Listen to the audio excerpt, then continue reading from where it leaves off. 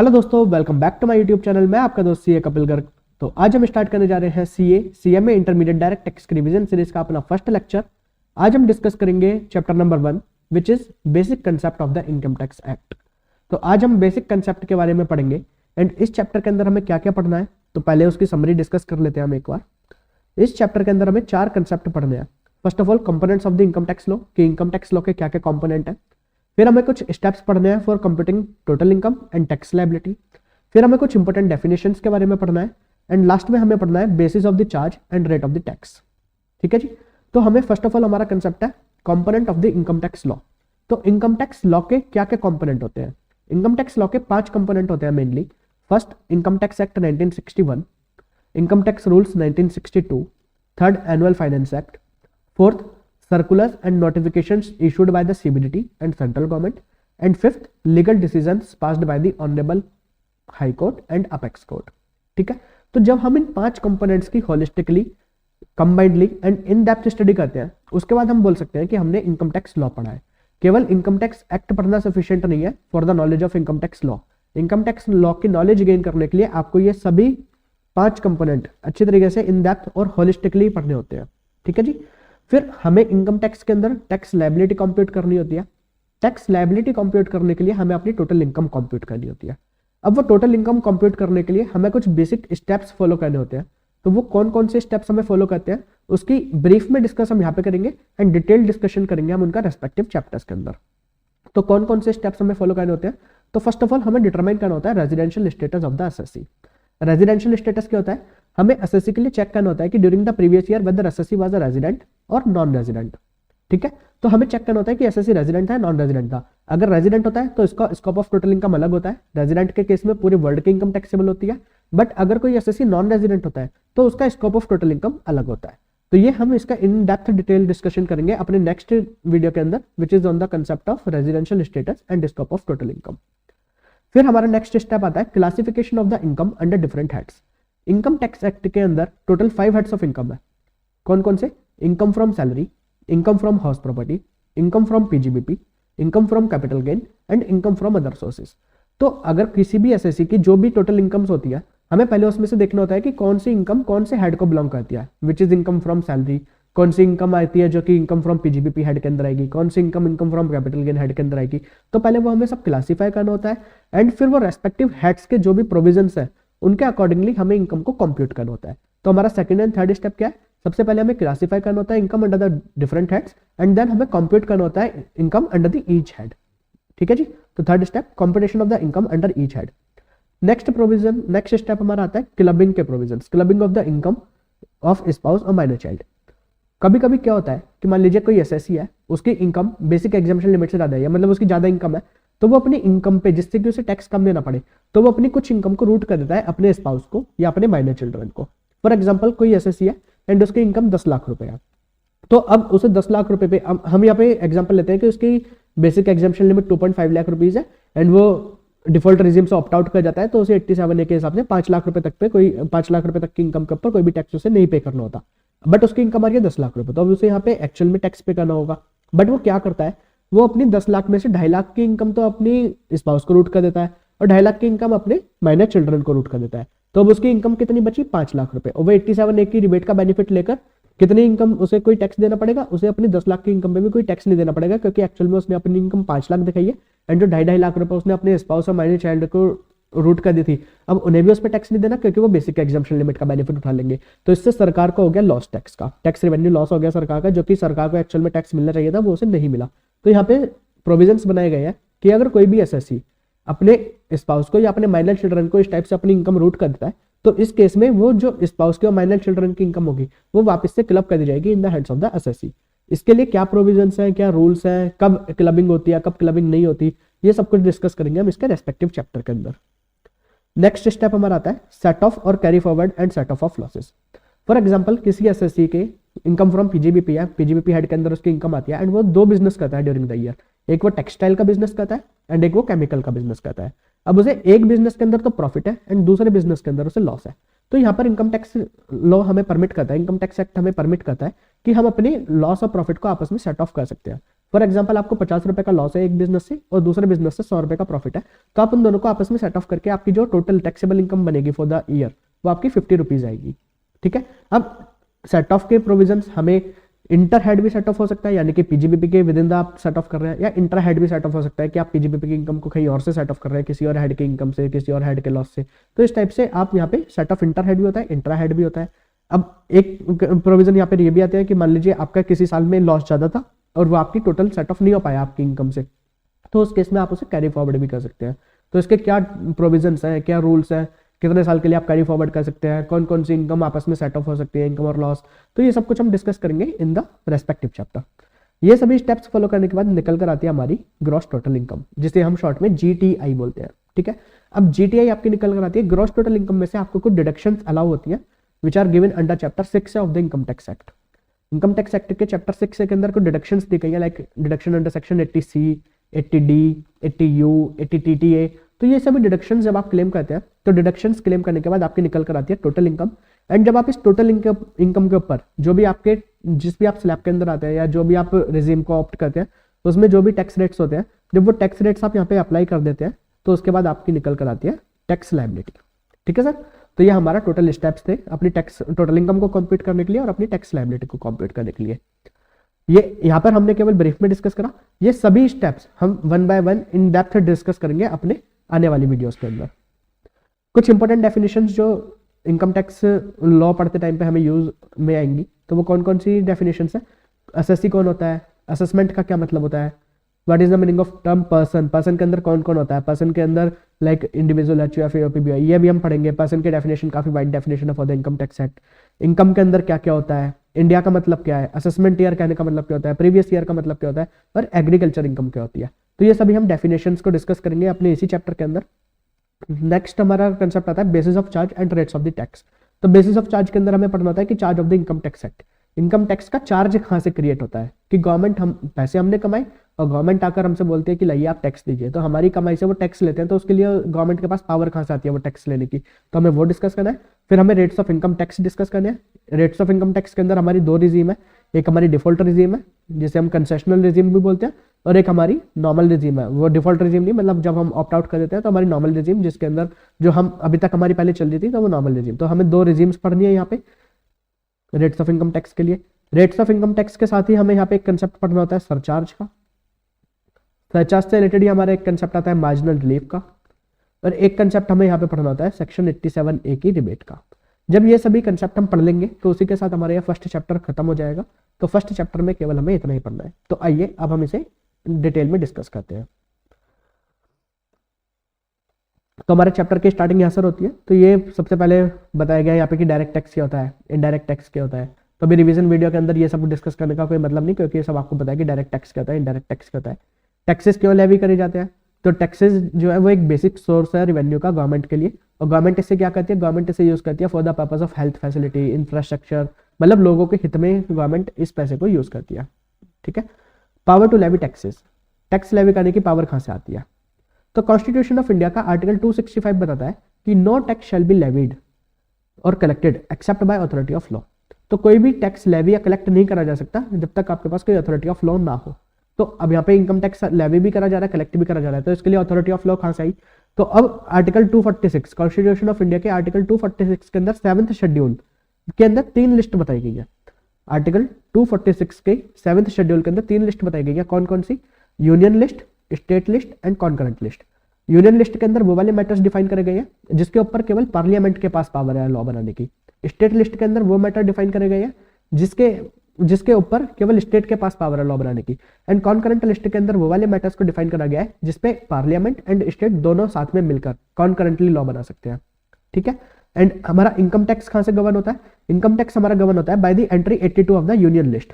Union list कहने का मतलब केवल पार्लियामेंट के पास पावर है income tax levy and collect करने की, यानी कि कोई अलग अलग स्टेट्स आकर ये नहीं बोल सकते कि लाइए आप टैक्स दीजिए, मतलब स्टेट वाइड टैक्स नहीं, ये आपका पूरा सेंट्रल गवर्नमेंट लेवल पे टैक्स लगता है, मतलब ये यूनियन लिस्ट का पार्ट है।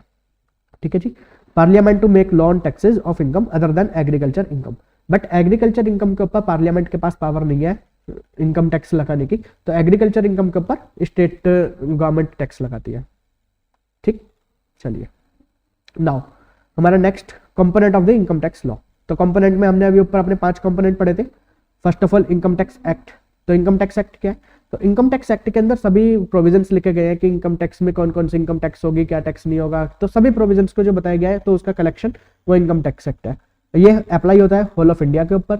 ये आया था आपका 1 अप्रैल 1962 से एंड इसके अंदर टोटल 298 सेक्शंस है एंड 14 शेड्यूल्स है। ठीक है जी। अब इनकम टैक्स एक्ट के अंदर क्या होता है? इनकम टैक्स एक्ट के अंदर होते हैं सेक्शंस, सेक्शंस के अंदर होते हैं सबसेक्शंस और क्लॉजेज और सब क्लॉजेज। तो सबसेक्शन क्या होता है, क्लॉज क्या होता है, सब क्लॉज क्या होता है, ये हमें यहाँ पे डिस्कस करना है। अगर मान लीजिए कोई एक सेक्शन है और फॉर एग्जांपल ऐसे यहाँ पे लिखा है सेक्शन 2 एंड फिर उसके बाद यहाँ पे ब्रैकेट में लिखा है 1, तो अगर ये 1 2 3 ऐसे लिखा है, तो अगर ये आपस में एक दूसरे से मतलब जो 1 2 3 है, अगर ये सेक्शन को जब कंबाइंडली पढ़ते हैं तो ये इसका पूरा मीनिंग बताते हैं कंबाइंडली पढ़ने पर, तो हम इसे बोलते हैं सबसेक्शन। बट अगर ये सभी आपस में इंडिपेंडेंट होते हैं तो हम इन्हें बोलते हैं क्लॉज। लाइक सेक्शन 2 हमें बताता है डेफिनेशन के बारे में, तो अब डेफिनेशन बताता है सेक्शन 2, अब उसके अंदर सेक्शन 2 1 के अंदर कोई डेफिनेशन बताई गया है, 2 के अंदर अलग डेफिनेशन बताई गई है, तो ये सब आपस में इंटरलिंक नहीं है, ये सब कुछ इंडिपेंडेंट है। आपने 2 1 पढ़ लिया दैट इज सफिशिएंट, आपने 2 2 पढ़ लिया that is sufficient in its independently. ठीक है जी। तो इस केस में यहाँ पे जब लिखा जाता है 2 ब्रैकेट 1, तो हम इसे 2 सबसेक्शन 1 नहीं पढ़ते, हम इसे पढ़ते हैं 2 क्लॉज 1। ठीक है। When each part of the section is independent of each other and one is not related with other, such parts are called clause. ठीक है, जैसे डेफिनेशन का मैंने आपको एग्जांपल दिया। When each part is related with other and all subsection taken together complete the concept propounded in that section. जब सभी sections को आपको साथ में पढ़ने पे ही आपको सेक्शन का सार पता चलेगा। फॉर एग्जांपल सेक्शन 15 है, अब उसके अंदर 1 है 2 है, तो अब जब इन सबको आप साथ में पढ़ेंगे तो ये आपस में इंटरलिंक है एंड जब आप इन सबको साथ में पढ़ेंगे तभी आपको सेक्शन 15 का पूरा सारा समझ आएगा। तो इस केस में इसे पढ़ा जाता है सेक्शन 15 सबसेक्शन 1, सेक्शन 15 सबसेक्शन 2। ठीक है। तो ये यहाँ पे आपको सेक्शन और क्लॉज समझ आया। अब ये गलती बहुत लोग कहते हैं कि वो कहीं पे लिखा होता है 2 1A, तो इसे वो पढ़ते हैं section 2 subsection 1A, which is totally wrong. तो आपको ध्यान रखना है ये 2 सबसेक्शन 1A नहीं पढ़ना, आपको इसे पढ़ना है सेक्शन 2 क्लॉज 1A। ठीक है। अब यहाँ पे एग्जांपल दिया गया है सेक्शन 2 का, सेक्शन 10 जिसके अंदर हम एग्जामिशन की बात करते हैं। अब एग्जामिशन की बात करता है सेक्शन 10, उसके क्लॉज 1 के अंदर लिखा है, क्लॉज 2 के अंदर लिखा है, तो वो सभी आपस में इंडिपेंडेंट है। आपने क्लॉज 1 पढ़ लिया तो बस ठीक है, अब उसकी कोई लिंकिंग नहीं है क्लॉज 2 के साथ, तो इसलिए उसे वहां पे हम पढ़ते हैं क्लॉज। अगर आपस में कोई लिंकिंग होती है तो हम उसे बोलते हैं सबसेक्शन। अ सेक्शन में है प्रोवाइजोस एंड एक्सप्लेनेशन। सेक्शन के अंदर प्रोवाइजो भी हो सकते हैं और एक्सप्लेनेशन भी हो सकते हैं। अब ये प्रोवाइजो क्या होता है? प्रोवाइजो करने का मतलब होता है एक्सेप्शन टू सेक्शन, यानी कि सेक्शन का कोई प्रोविजन है एंड उसका एक्सेप्शन, उसे हम बोलते हैं प्रोवाइजो। एंड एक्सप्लेनेशन क्या होता है? एक्सप्लेनेशन हमें देता है clarification relating to the provision. ठीक है। अब ये हम डिस्कस कर लेते हैं एक एग्जांपल के साथ। Section 80 GGB and section 80 GGC बताता है कि अगर कोई भी कंपनी या अदर पर्सन कोई कंट्रीब्यूशन करता है टू द पॉलिटिकल पार्टी और इलेक्टोरल ट्रस्ट, तो वो जो कंट्रीब्यूशन करता है वो उसे एज अ डिडक्शन क्लेम कर सकता है under section 80 GGB and 80 GGC. ठीक है। बट इसके अंदर एक प्रोवाइजो ऐड करा गया जो कि बताता है कि अगर कोई भी पर्सन किसी पॉलिटिकल पार्टी और इलेक्टोरल ट्रस्ट को कंट्रीब्यूशन करता है बाय वे ऑफ कैश, यानी कि वो अगर कैश के अंदर कंट्रीब्यूशन करता है तो उस कंट्रीब्यूशन का वो deduction under section 80 GGB and 80 GGC claim नहीं कर सकता। तो सेक्शन क्या कहता था कि आप कंट्रीब्यूशन का डिडक्शन क्लेम कर सकते हैं, बट उसका प्रोवाइजो क्या बोलता है कि अगर आप कैश के अंदर पेमेंट करते हैं तो फिर आप उसका डिडक्शन क्लेम नहीं कर सकते। तो ये हो गया आपका एक्सेप्शन टू सेक्शन। ठीक है। तो आपको प्रोवाइजो समझ आया, proviso is exception to section. And explanation क्या होता है? वो हमें क्लैरिफिकेशन देता है about the provision of the section. तो वो प्रोविजन के अंदर लिखा है 80 जीजीबी 80 जीजीसी के अंदर कि अगर कोई भी पर्सन पॉलिटिकल पार्टी को कंट्रीब्यूशन करता है, तो यहाँ पे पॉलिटिकल पार्टी का मतलब क्या है, पॉलिटिकल पार्टी के मतलब में कौन कौन आता है, तो वो यहाँ पर एक्सप्लेनेशन के थ्रू आपको बताया गया है कि पॉलिटिकल पार्टी कहने का मतलब क्या है, means a political party registered under section 29A of the representation of the people act 1951। तो यहाँ पे आपको क्लैरिफिकेशन दिया गया कि पॉलिटिकल पार्टी से हमारे यहाँ पे क्या तात्पर्य है। तो ये आपको समझ आया प्रोवाइजो और एक्सप्लेनेशन के बीच का difference. Now come to next component which is finance act. Finance act क्या होता है? तो फाइनेंस मिनिस्टर जो एट प्रेजेंट श्रीमती निर्मला सीतारमन जी है, तो वो 1 Feb को आकर फाइनेंस बिल को रिप्रेजेंट करती है before the both houses of the parliament, that is Lok Sabha and Rajya Sabha. तो अभी भी 1 Feb 2024 को वो आई थी एंड उन्होंने अपना बिल पूरा रिप्रेजेंट करा था before the both the houses of the parliament. जब वो बिल दोनों मतलब लोकसभा एंड राज्यसभा से उसे एक्सेप्टेंस मिल जाती है, उसके बाद वो जाता है प्रेसिडेंट की असेंट के लिए। जब प्रेसिडेंट ऑफ इंडिया उस पर अपनी असेंट दे देते हैं, वो भी उसे एक्सेप्ट कर लेते हैं, उसके बाद वो फाइनेंस बिल आपका बन जाता है फाइनेंस एक्ट। ठीक है सर। एंड फाइनेंस एक्ट के अंदर फर्स्ट शेड्यूल में 4 पार्ट्स होते हैं। फाइनेंस एक्ट के फर्स्ट शेड्यूल के अंदर 4 पार्ट्स होते हैं। कौन कौन से? Part 1, part 2, part 3, part 4। तो पार्ट 1 हमें क्या बताता है? पार्ट 1 हमें बताता है about the rates of taxes applicable for the current assessment year. Current assessment year के लिए आपके क्या रेट्स ऑफ टैक्सेस होंगे। पार्ट 2 हमें बताता है about the rates of taxes for the TDS. TDS के क्या रेट्स होंगे। पार्ट 3 हमें बताता है rates for calculating income tax for deducting tax from the income chargeable under the head salaries. ठीक है।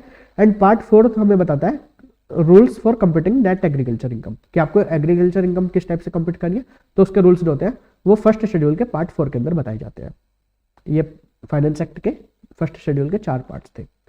नेक्स्ट कंपोनेंट हमारा आता है इनकम टैक्स रूल 1962। सीबीडीटी यानी कि central board of direct taxes is the administrative body of the direct tax. तो direct tax के जो भी एडमिनिस्ट्रेशन होते हैं वो सीबीडीटी के द्वारा देखे जाते हैं। अब सीबीडीटी के पास पावर है कि वो किसी भी प्रोविजंस को अप्लाई करवाने के लिए अगर कोई रूल्स वगैरह बनाने होते हैं तो सीबीडीटी वो रूल्स बना सकती है। CBDT is empowered to make rule for the proper administration of the income tax act 1961। Rule also have sub rules, provisos and explanation. तो जैसे अभी हमने सेक्शन के केस में पढ़ा कि सेक्शन के सब सेक्शन होते हैं, क्लॉज होते हैं, प्रोवाइजो होते हैं, एक्सप्लेनेशन होते हैं, तो सेम उसी पैटर्न पे रूल्स के अंदर भी ये सारी चीजें होती है। ठीक है। Next circular and notification. तो सर्कुलर क्या होता है? Circulars are issued by the CBDT from time to time to deal with the certain specific problems. अगर कोई प्रॉब्लम्स आती है during the administration of the income tax act तो उसके क्लैरिफिकेशन के लिए सीबीडीटी के पास पावर है कि वो सर्कुलर्स को इशू कर सकते हैं। सर्कुलर जो इशू करे जाते हैं वो इशू करे जाते हैं for the guidance of the officers and the assessee, यानी कि डिपार्टमेंट एंड एसएससी दोनों की गाइडेंस के लिए सर्कुलर्स इशू करे जाते हैं। बट यहाँ पर आपको ध्यान देना है कि circulars are binding only on the department, not on the assessee. अगर कोई सर्कुलर एसएससी के लिए अनफेवरेबल है तो उस केस में वो जरूरी नहीं है कि एसएससी उससे बाइंड होगा एंड एसएससी उसे by the way of writ petition high court में चैलेंज कर सकता है कि ये जो सर्कुलर है ये मतलब अनफेवरेबल है, नॉन कॉन्स्टिट्यूशनल उसे करा सकते हैं एसएससी। मतलब circulars are binding on the department but not on the assessee. Whereas notification क्या होता है? नोटिफिकेशन इशू करी जाती है सेंट्रल गवर्नमेंट के द्वारा और कभी कभी सीबीडीटी के पास भी पावर होती है कि वो सीबीडीटी भी नोटिफिकेशंस को इशू कर सकता है to make and amend rules for the purpose of the act. कोई नया रूल बनाने के लिए या कोई रूल को अमेंड करने के लिए यहाँ पर सेंट्रल गवर्नमेंट एंड सीबीडीटी के पास पावर होती है कि वो नोटिफिकेशन इशू कर सकते हैं। For example income tax act के अंदर रिटर्न ऑफ इनकम फाइल करने की एक टाइम लिमिट स्पेसिफाई करी गई है कि आपको with in this time frame आपको अपनी इनकम टैक्स रिटर्न फाइल करनी होती है। बट अगर सीबीडीटी को या सेंट्रल गवर्नमेंट को ऐसा फील होता है कि due to some genuine hardships assessee इस डेट तक अपनी रिटर्न ऑफ इनकम फाइल नहीं कर पा रहे तो उनके पास पावर है कि वो बाय इशूइंग द नोटिफिकेशन वो इस डेट को एक्सटेंड कर सकते हैं। तो उन्होंने अमेंड कर दिया, मतलब जो प्रोविजन था प्रोविजन को अमेंड कर दिया, तो उसे हम यहाँ पे नोटिफिकेशन बोलते हैं। एंड जो नोटिफिकेशन होती है वो बाइंडिंग होती है on the department as well as on the assessee. Notification को कोई एसएससी चैलेंज नहीं कर सकता, ये डिपार्टमेंट एंड एसएससी दोनों के ऊपर बाइंडिंग होती है। ठीक है सर। हमारा लास्ट एंड फिफ्थ कंपोनेंट है legal decisions of the court. अब जिस टाइम पर इनकम टैक्स एक्ट ड्राफ्ट हो रहा था उस टाइम पे लॉ मेकर्स को ये सारी बातें वो पहले से नहीं सोच सकते थे कि इन फ्यूचर इसके अंदर क्या क्या लिटिगेशन आ सकती है, क्या क्या इसके अंदर न्यूआंसेस आ सकते हैं। कि मान लीजिए किसी एक वर्ड के ऊपर कोई डिस्कशन चल रहा है कि ये वर्ड का मतलब क्या है, तो उस टाइम पे वो सारी पॉसिबिलिटीज को नहीं सोच सकते थे।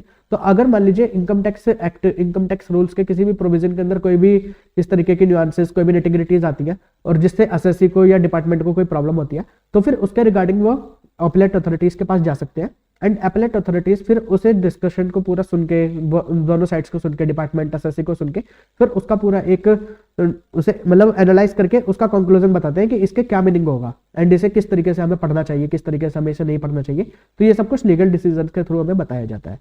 तो legal decision passed by the honourable high court और ऑनरेबल अपेक्स कोर्ट, तो ये भी हमारे इनकम टैक्स लॉ का एक इंपॉर्टेंट कंपोनेंट है।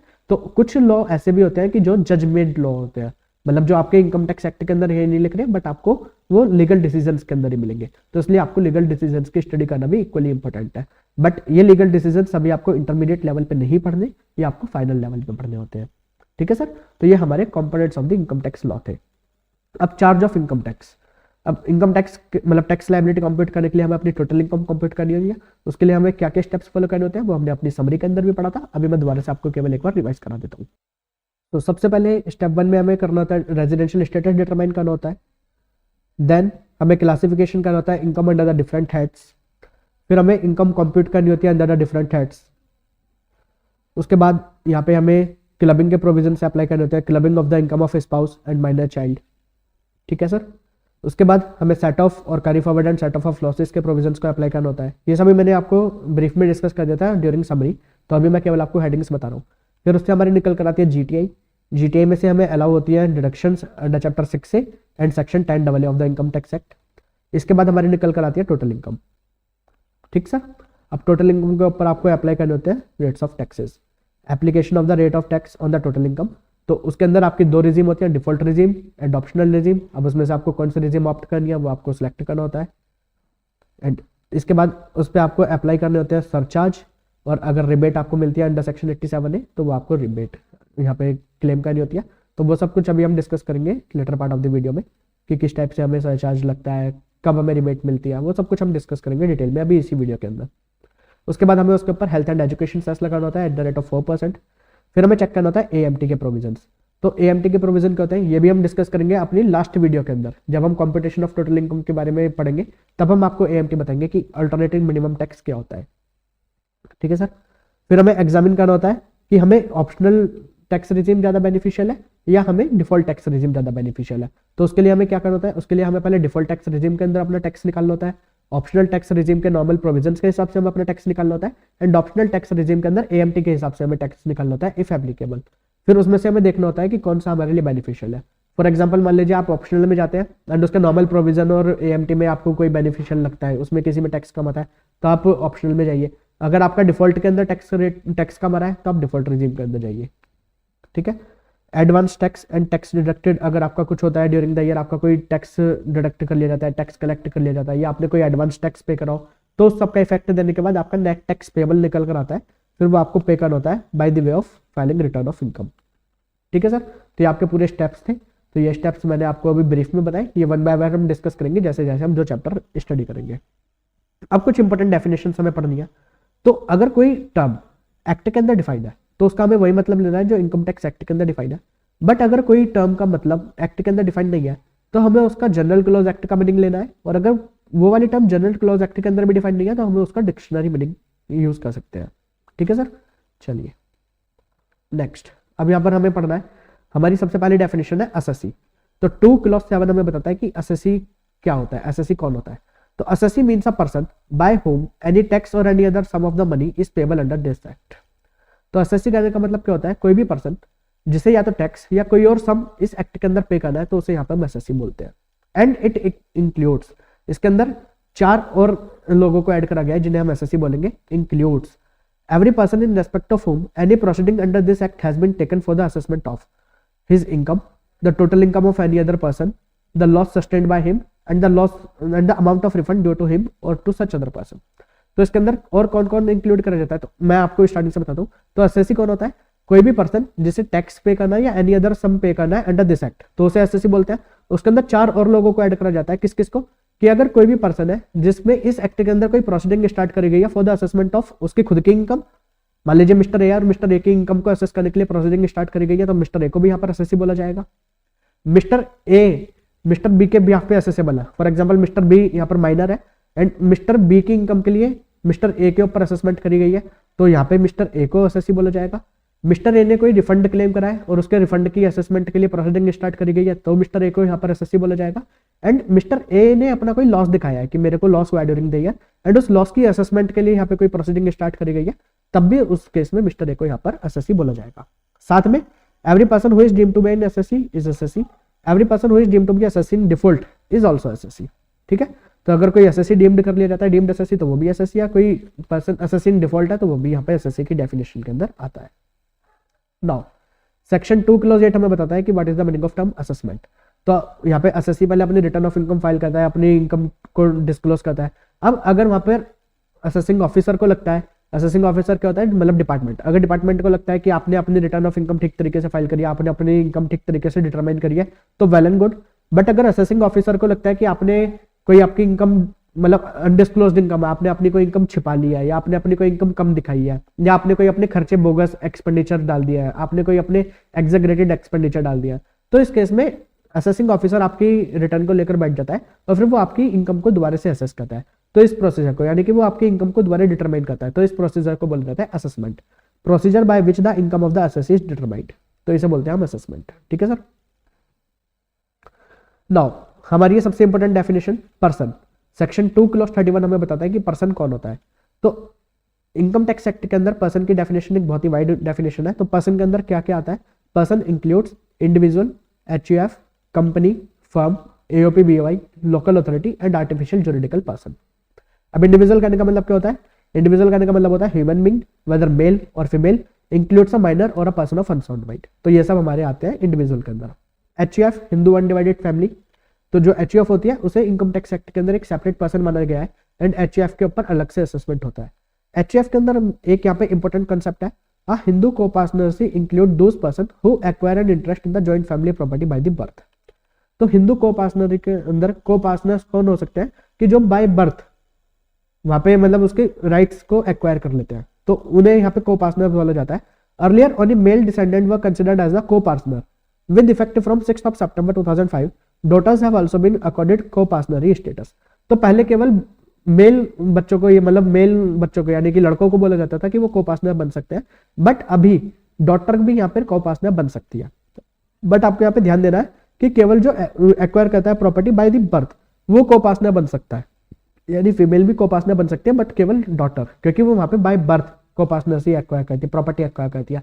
अगर कोई और फीमेल है लाइक वाइफ या डॉटर इन लॉ, तो वो वहां पे बाय बर्थ उसने एक्वायर नहीं करी प्रॉपर्टी, तो इस केस में डॉटर इन लॉ और वाइफ ये को-पार्टनर नहीं हो सकते, बट डॉटर को-पार्टनर हो सकती है एचयूएफ की। ठीक है सर। अब हिंदू लोग के अंदर दो स्कूल्स होते हैं, दयाभागा और मिताक्षरा। तो इन दोनों के बीच क्या डिफरेंस है? दयाभागा स्कूल प्रिविलेंट करता है in the West Bengal and Assam, और मिताक्षरा स्कूल चलता है आपका रेस्ट ऑफ इंडिया के अंदर। दयाभागा स्कूल क्या बोलता है कि जब तक फैमिली का हेड जीवित है तब तक किसी और को कोई प्रॉपर्टी के ऊपर राइट नहीं होता। Nobody acquire the right share in the property by birth as long as the head of the family is living. On the other hand Mitakshara school क्या बोलता है कि जैसे ही किसी पर्सन का जन्म हो जाता है हिंदू अनडिवाइडेड फैमिली में, तुरंत ही वो प्रॉपर्टी को मतलब प्रॉपर्टी के उसके ऊपर उसका राइट बन जाता है, इररेस्पेक्टिव कि जो है उसका हेड अभी जिंदा है या नहीं, तो जन्म से ही उसका प्रॉपर्टी के ऊपर अधिकार बन जाता है। तो ये होता है हमारा मिताक्षरा स्कूल। तो हमारे पूरे इंडिया के अंदर मिताक्षरा स्कूल को ही फॉलो करा जाता है, केवल वेस्ट बंगाल और असम के अंदर दयाभागा स्कूल को फॉलो करा जाता है। तो पर्सन के अंदर हमने फर्स्ट पढ़ा इंडिविजुअल, फिर हमने पढ़ा एचयूएफ। थर्ड हमारा आता है पर्सन के अंदर कंपनी। कंपनी दो तरीके की होती है, एक हमारी होती है डोमेस्टिक कंपनी, एक होती है फॉरेन कंपनी। तो classes of company, domestic company, foreign company. Foreign company क्या होती है? Company which is not a domestic company is foreign company. ठीक है, तो पहले हमने फॉरेन कंपनी को अलग कर दिया कि जो कंपनी डोमेस्टिक कंपनी नहीं है वो फॉरेन कंपनी है। तो डोमेस्टिक कंपनी क्या होती है? डोमेस्टिक कंपनी होने के लिए या तो कंपनी को इंडियन कंपनी होनी चाहिए, या company which has made arrangement for declaring and paying dividend within India out of the income chargeable to tax in India. Domestic company कौन सी होती है? या तो वो इंडियन कंपनी हो तो उसे डोमेस्टिक कंपनी बोलेंगे, या कोई और कंपनी जिसने अपनी income chargeable to tax in India में से डिविडेंड पे करने के लिए कोई अरेंजमेंट्स वगैरह बना रखे हैं तो उसे यहाँ पे हम डोमेस्टिक कंपनी बोलेंगे। अब इंडियन कंपनी के लिए कौन कौन सी टर्म्स, कौन कौन सी कंडीशन सेटिस्फाई करनी होती है इंडियन कंपनी का होता है, तो वो बताया गया है सेक्शन 2 क्लॉज 26 में। एंड इंटरमीडिएट लेवल पे आपको इतने डेप्थ के अंदर हर सेक्शन हर क्लॉज याद रखने की आपको जरूरत नहीं है। कुछ इंपॉर्टेंट सेक्शंस आपको याद करने होंगे, वो मैं आपको जब मैं आपको डिस्कस करूंगा उसी के साथ मैं आपको बता दूंगा कि अगर हो सके तो आप ये सेक्शन नंबर याद कर लेना, वो आपके लिए एग्जामिनेशन पॉइंट ऑफ व्यू से बेनिफिशियल होगा, एंड फ्यूचर में जब आप आर्टिकलशिप वगैरह में जाएंगे तो हम वहां पे भी आपके लिए वो बेनिफिशियल होगा। 2 condition should be satisfied so that a company can be regarded as an Indian company. तो कौन कौन सी कंडीशन सेटिस्फाई होनी चाहिए?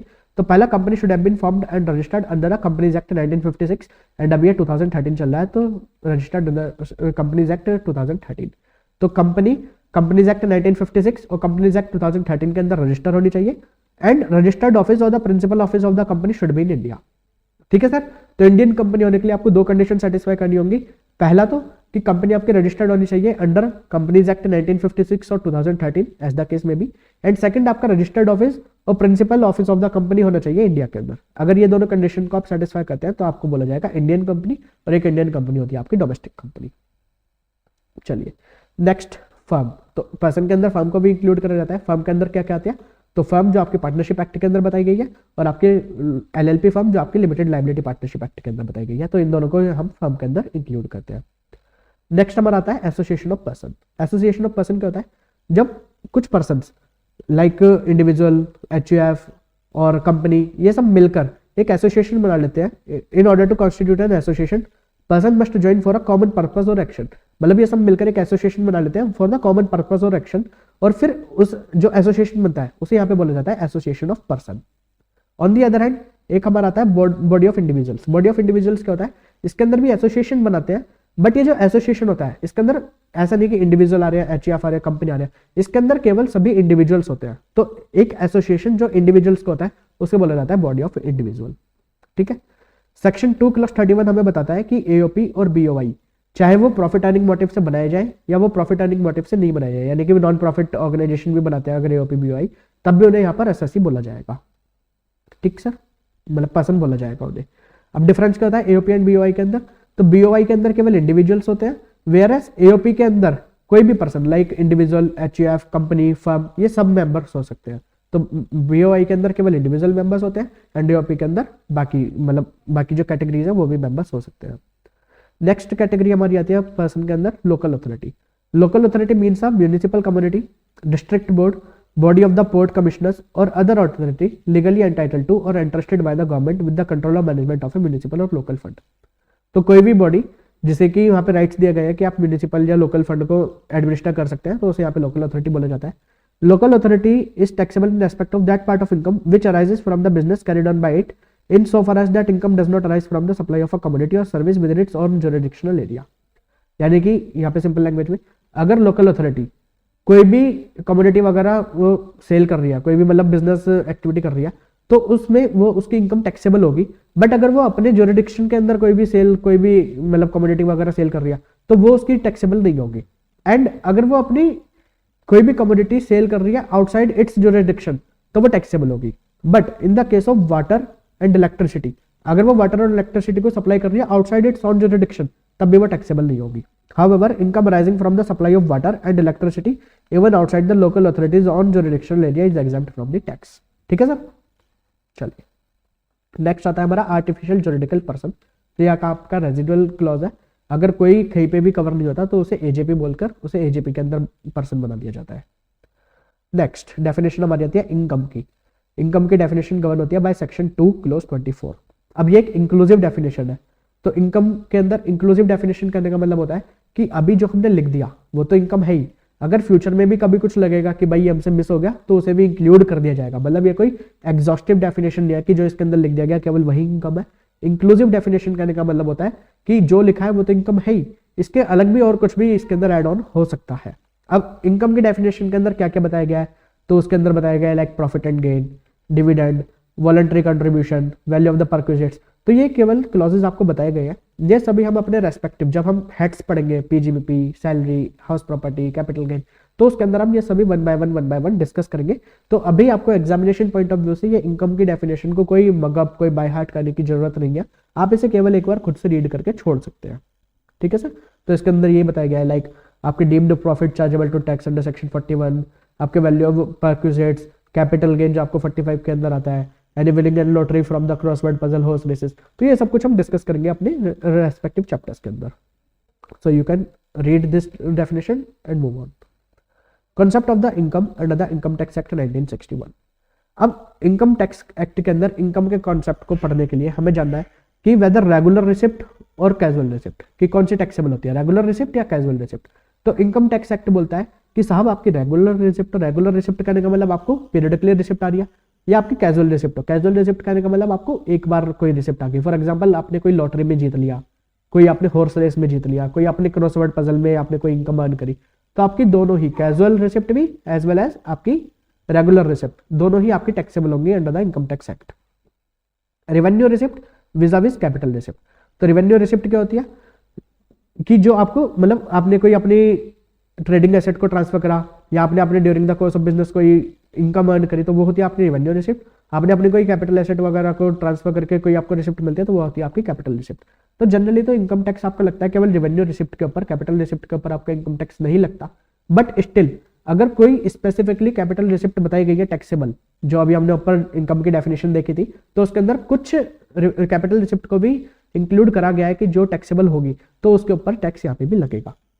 Income tax act 1961 has specifically included capital gain receipt within the definition of income. Example capital gain, that is gain on sale of capital assets like land और jewellery.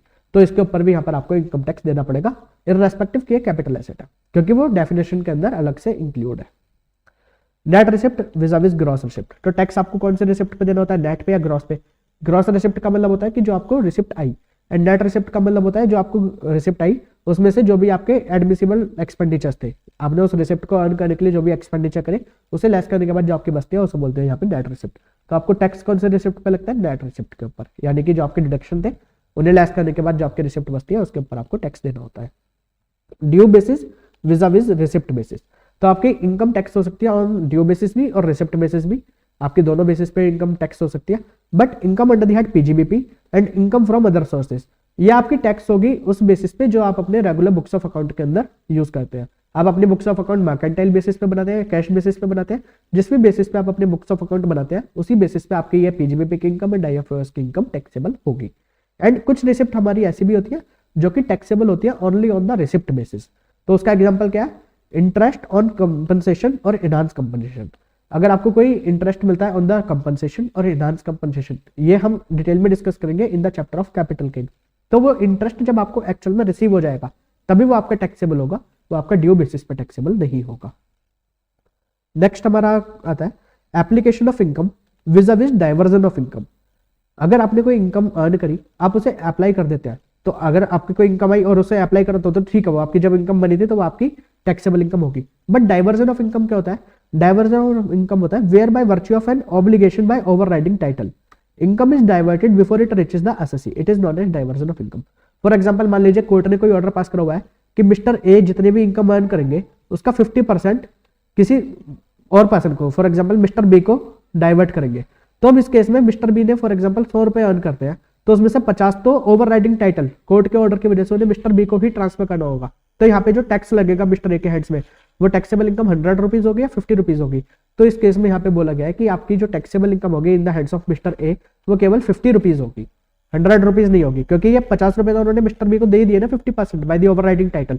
तो अगर आपकी इनकम डाइवर्ट हो जाती है तो फिर उस केस में वो एसएससी के हेड्स में टैक्सेबल नहीं होगी। In the case of later यानी कि diversion, it is not taxable. Concept of revenue and capital receipt. अब हमने पढ़ा था कि इनकम टैक्स बेसिकली आपका रेवेन्यू रिसिप्ट पे लगता है, कैपिटल रिसिप्ट पे केवल तब लगता है जब वो स्पेसिफिकली इंक्लूड करा गया है आपकी इनकम की डेफिनेशन के अंदर। तो अब यहाँ पे हमें जानना है कि कौन सी हमारी रेवेन्यू रिसिप्ट होती है और कौन सी हमारी कैपिटल रिसिप्ट होती है। Certain capital receipt which have been specifically included in the definition of the income are compensation for modification or termination of service income by way of capital gain. तो ये आपकी कैपिटल रिसिप्ट है, but ये आपकी include करी गई है income की डेफिनेशन के अंदर, तो इसके ऊपर भी आपको यहाँ पर इनकम टैक्स देना होगा। अब ये हमें कैसे डिफाइन करना है कि हमारी कोई रिसिप्ट कैपिटल रिसिप्ट है या रेवेन्यू रिसिप्ट है, तो उसके लिए क्या क्या हमारे लिटमस टेस्ट होते हैं।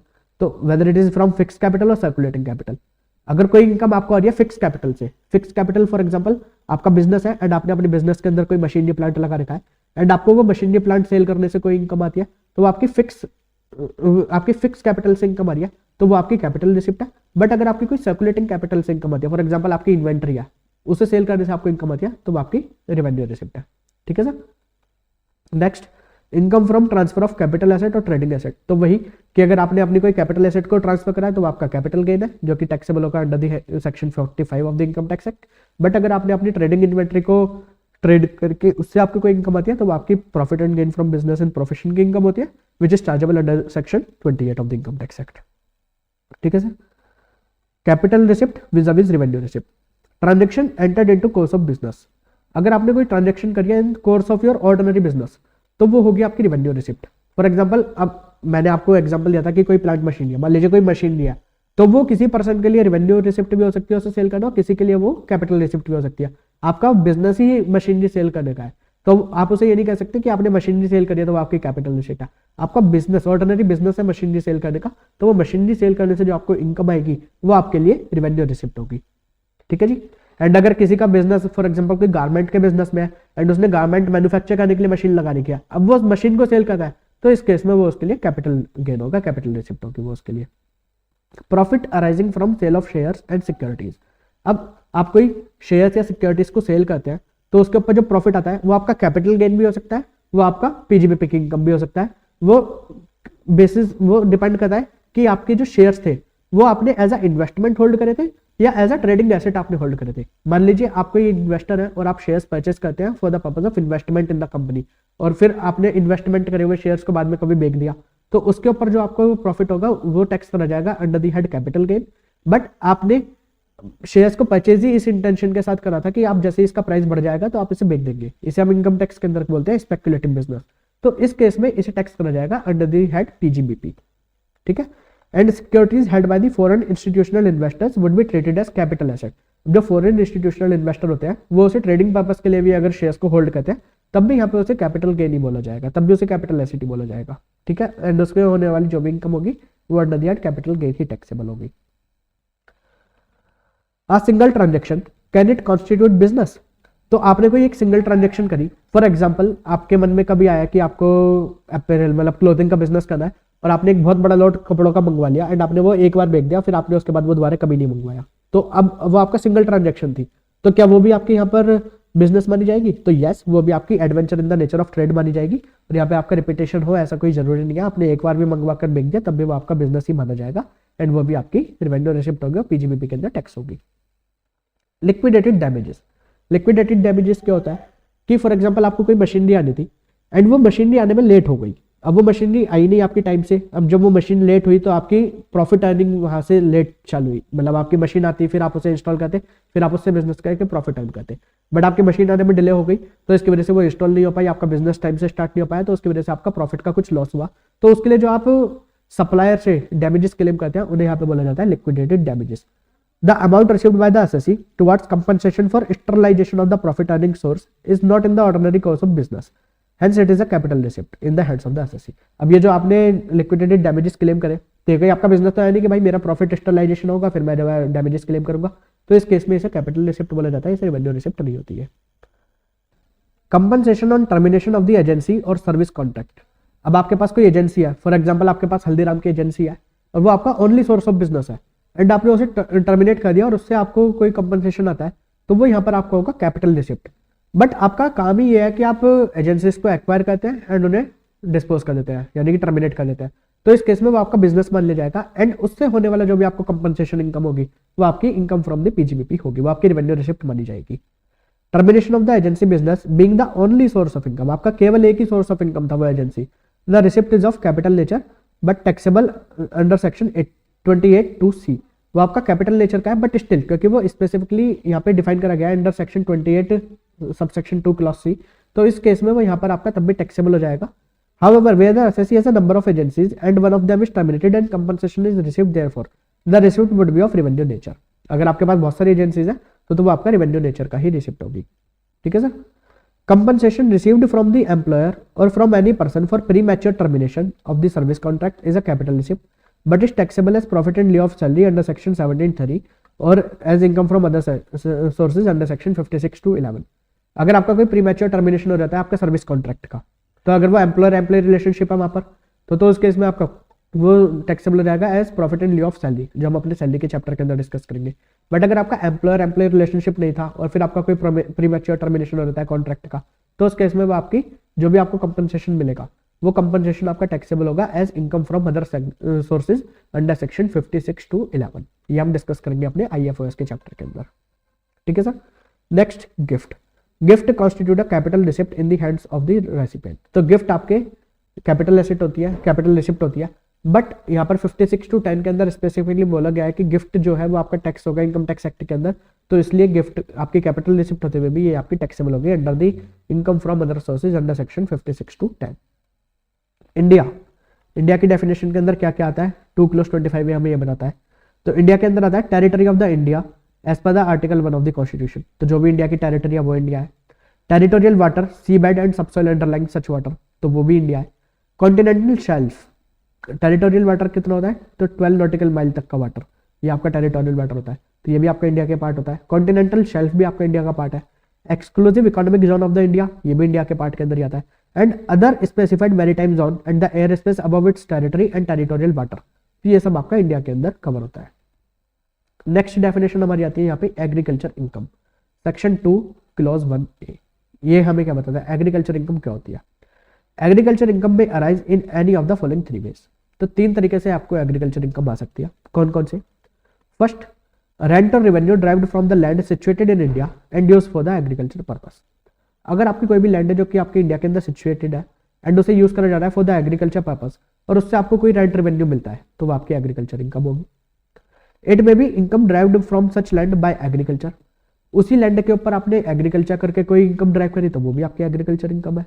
आपने कोई प्रोसेस जो कि ऑर्डिनरली एम्प्लॉय करा to render the process fit to taken to the market, मतलब आपने कोई उसके ऊपर ऑर्डिनरली आपने प्रोसेस उसके ऊपर अप्लाई करे जिससे वो आपका प्रोडक्ट बनता है रेडी टू द मार्केट, कि मतलब वो मार्केट में बेचने लायक बनता है, तो वो जो प्रोसेस है अप्लाई करने से जो आपको इनकम हुई वो भी आपकी एग्रीकल्चर इनकम होगी। और अगर आपने जो प्रोडक्ट आपके बने थे उन्हें सेल कर दिया, sale of the agriculture produce and received by him, तो उसकी सेल से जो आपको इनकम होती है वो भी आपकी एग्रीकल्चर इनकम होगी। तो क्या क्या एग्रीकल्चर इनकम होगा, तो पहला तो आपको कोई भी रेंट और रेवेन्यू मिलता है फ्रॉम द यानी land situated in India which is used for the agriculture purpose, तो आपका एग्रीकल्चर इनकम है। अगर आप उस लैंड के ऊपर कोई एग्रीकल्चर करके इनकम कमाते हो तो वो भी एग्रीकल्चर इनकम है।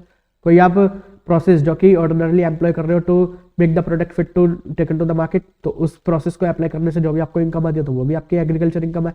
जो आपने प्रोडक्ट आपका प्रोड्यूस बन के तैयार हुआ उसे सेल करने से जो भी आपको इनकम आती है तो वो भी आपकी एग्रीकल्चर इनकम है। लास्टली एग्रीकल्चर इनकम में be derived from any farm building required for agriculture operation. अगर आपका कोई फार्म बिल्डिंग है जो कि आपके एग्रीकल्चर ऑपरेशन के अंदर यूज होती है तो उससे होने वाला जो भी रेवेन्यू होगा वो भी आपका यहाँ पर माना जाएगा एग्रीकल्चर इनकम। नाउ अब हम इसे वन बाय वन डिटेल में डिस्कस कर लेते हैं। रेंट और revenue derived from the land situated in India and used for the agriculture purpose, तो ये आपको जो भी रेंट मिलेगा तो ये आपका एग्रीकल्चर इनकम है। क्या क्या कंडीशन है कि आपको रेंट रेवेन्यू मिलना चाहिए, वो लैंड से मिलना चाहिए, लैंड आपकी इंडिया के अंदर सिचुएटेड होनी चाहिए और लैंड जो है वो आपकी यूज होनी चाहिए for the agriculture purpose. The rent received by the original tenant from the subtenant would also be agriculture income subject to the other conditions mentioned above। अब यहाँ पे मैं आपको एग्जांपल देता हूँ। यहाँ पे फॉर एग्जांपल मिस्टर ए है, ये है जिनकी ये ओरिजिनल टेनेंट है, कि मतलब जिनकी वो एक्चुअल में लैंड है, इन्होंने ये लीज कर दी मिस्टर बी को, तो ये यहाँ पे हो गए सब टेनेंट। एंड लेटर ऑन इन्होंने ये किसी और को यहाँ पे दे दी फॉर यूज करने के लिए मिस्टर सी को। अब मिस्टर सी से मिस्टर बी को रेंट मिलता है और मिस्टर बी वो रेंट वापस देता है मिस्टर ए को, तो अब इस केस में जो मिस्टर ए को भी रेंट मिल रहा है वो भी एग्रीकल्चर इनकम माना जाएगा। मिस्टर बी को रेंट मिला वो तो एग्रीकल्चर इनकम है ही, साथ में जो ओरिजिनल टेनेंट को मिल रहा है वो भी एग्रीकल्चर इनकम बन जाएगा अगर वो तीन कंडीशंस को सेटिस्फाई कर देते हैं जो अभी हमने ऊपर कंडीशंस पढ़ी थी। Income derived from such land bye agriculture, अगर एग्रीकल्चर करके आपने कोई इनकम ड्राइव करी है तो वो भी आपकी एग्रीकल्चरल इनकम है। एग्रीकल्चर करने का मतलब क्या होता है, agriculture means tilling of the land, sowing of the seeds and similar operations, कि आपने लैंड को टिलिंग करी मतलब खुदाई करी, उसके अंदर आपने बीज वगैरह डाले, तो इसे एग्रीकल्चर बोला जाता है। एग्रीकल्चर के अंदर दो टाइप के ऑपरेशन होते हैं, एक होता है आपका बेसिक ऑपरेशन, एक होता है आपका सब्सिक्वेंट ऑपरेशन। बेसिक ऑपरेशन क्या होता है, operations which are absolutely necessary for the purpose of effective raising produce from the land, तो जो भी आपके ऑपरेशंस है जो कि आपको रिक्वायर्ड है जिससे कि आपके लैंड से कुछ प्रोड्यूस निकले, लाइक आपने टिलिंग करी, उसके अंदर सीड्स वगैरह डाले, उसकी फिर आपने पानी वगैरह डाला, तो ये हो गए आपके basic operation. And subsequent operation क्या होता है, operation to be performed after the produce sprouts from the land, यानी कि जब वो आपका प्रोडक्ट आपका लैंड में से वो निकल गया, अब उसके बाद जो उसके ऊपर सब्सिक्वेंट ऑपरेशन करे जाते हैं to make it fit to taken to the market, तो उसे यहाँ पे बोला जाता है सब्सिक्वेंट ऑपरेशंस। ठीक है जी।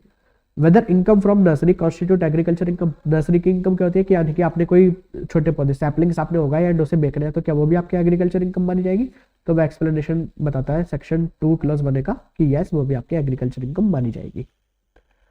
Next, process ordinarily employ to render the produce fit to be taken to the market, इसका मतलब क्या होता है कि आपने जो भी आपका प्रोड्यूस आया उसके ऊपर जो आप प्रोसेस कर रहे हो वो प्रोसेस केवल इतना होना चाहिए कि उससे जो कैरेक्टरिस्टिक ऑफ द प्रोडक्ट वो चेंज ना हो।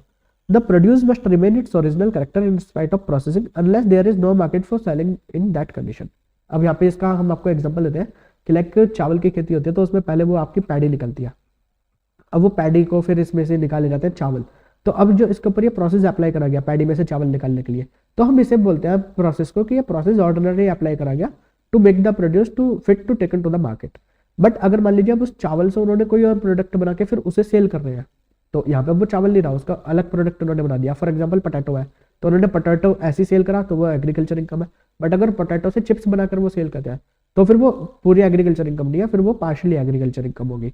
या टमाटो है उसे सेल करते हैं तो वो एग्रीकल्चर इनकम है, बट टमाटो सॉस को सेल करते हैं तो वो पूरी एग्रीकल्चर इनकम नहीं है, फिर उसके अंदर कुछ एक बिजनेस इनकम भी है। If marketing process is performed on the produce which can be sold in its raw form like potato or tomato, income derived therefor is partially agriculture income and partially business income. ठीक है sir. Sale of agricultural produce in the market, आपने जो भी agriculture produce आपके निकले थे अगर आप उसे एज इट इज सेल कर देते हैं इन द मार्केट तो उससे होने वाली जो भी इनकम है वो भी आपकी एग्रीकल्चरल इनकम होगी। If agriculture produce like tea, cotton, tobacco, sugar cane etcetera subjected to manufacturing process and the manufactured product is sold, the profit on such sale will constitute of agriculture income as well as business income. यानी कि अगर आपने कोई भी agriculture produce को आपने निकाला and उसके ऊपर आपने कोई फिर और फंक्शंस परफॉर्म करके, मार्केटिंग फंक्शंस परफॉर्म करके फिर आप उसे सेल करते हैं, तो उसके अंदर आपकी एक बिजनेस इनकम कंपोनेंट होगा, एक आपका एग्रीकल्चर इनकम कंपोनेंट होगा। तो वो आपका किस टाइप से डिटरमाइन होगा वो अब हमें डिस्कस करना है। Apportionment of the income between the business income and agriculture income. तो रूल नंबर 7 हमें बताता है income from growing and manufacturing of any product. अगर आप कोई भी प्रोडक्ट को ग्रो करते हैं, मैन्युफैक्चर करते हैं, तो उससे होने वाली इनकम आपकी एक तो एग्रीकल्चर इनकम होगी, एक आपकी बिजनेस इनकम होगी। तो कौन सी इनकम आपकी बिजनेस होगी, कौन सी इनकम एग्रीकल्चर होगी, तो वो किस टाइप से निकालनी है। Market value of any agriculture produce which has been raised by the assessee or received by him as rent in kind and which has been utilized as raw material in such business or sale of receipt which are included in the account of the business shall be deducted। For example simple भाषा में समझाता हूँ मैं आपको कि यहाँ पे आपने टोमेटो सॉस बना के सेल कर रहे हैं, तो टोमेटो सॉस आप सेल कर रहे हैं 100 रुपीज़ की, एंड यहाँ पर आपकी मार्केट वैल्यू आपके एग्रीकल्चर प्रोड्यूस क्या है, यहाँ पे टोमेटो की मार्केट वैल्यू क्या थी, फॉर एग्जाम्पल 50 रुपीज़। तो 100 रुपीज़ में से 50 रुपीज़ को माइनस कर देंगे तो जो आपका 50 रुपीज़ बचेगा ये आपका यहाँ पे निकल कर आएगा बिजनेस की इनकम। एंड ये जो यहाँ पे 50 रुपीज़ है इसमें से जो भी आपने इसके ऊपर खर्चे करे थे तो वो आपकी बन जाएगी यहाँ पर एग्रीकल्चर की इनकम। ठीक है सर। अब मार्केट वैल्यू यहाँ पे टर्म यूज करेंगे ये मार्केट वैल्यू। तो मार्केट वैल्यू किस टाइप से डिटरमाइन करनी होती है कि अगर आपका जो एग्रीकल्चर प्रोड्यूस है वो capable of being sold in the market है, फॉर एग्जांपल टोमेटो है कि वो आपका मार्केट के अंदर एज इट इज सेल हो सकता है, तो value calculated at the average price at which it has so sold during the relevant previous year will be the market value. तो उस ड्यूरिंग द प्रीवियस ईयर वो average price किस पे market में बेचा जा रहा था, तो उसका एवरेज प्राइस आपका मार्केट वैल्यू माना जाएगा।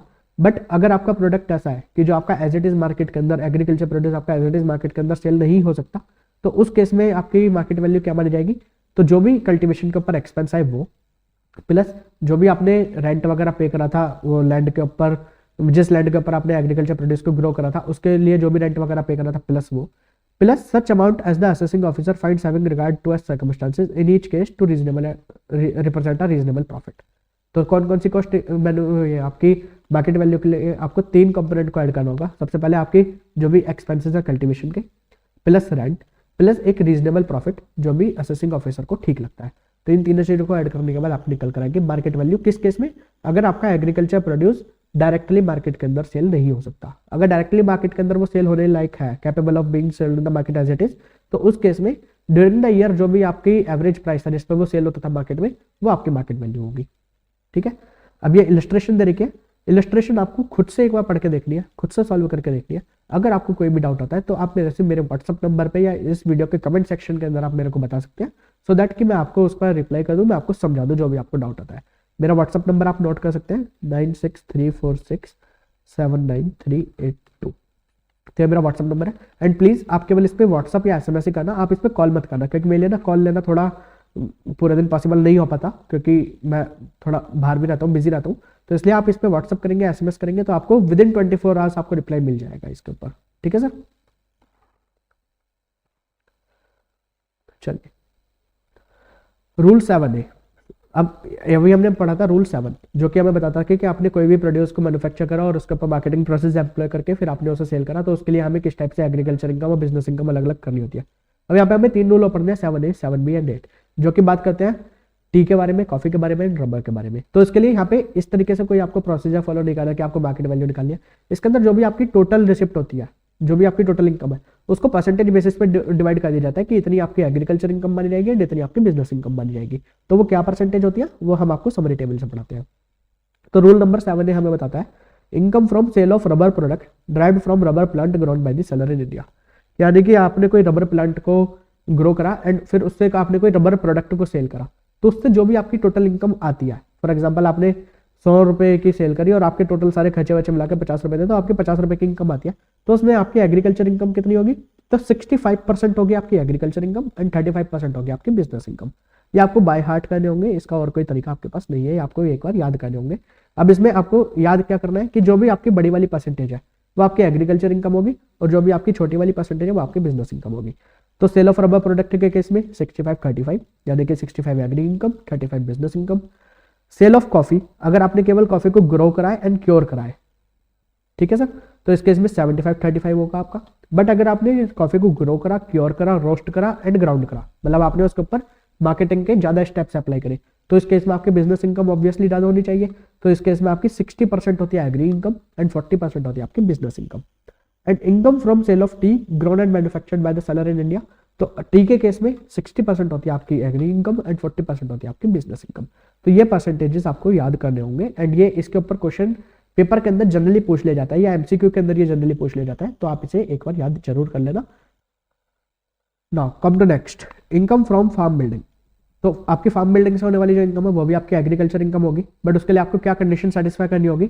Income from such farm building would be agriculture income only if the following conditions are satisfy. कौन सी कंडीशन सेटिस्फाई होनी चाहिए?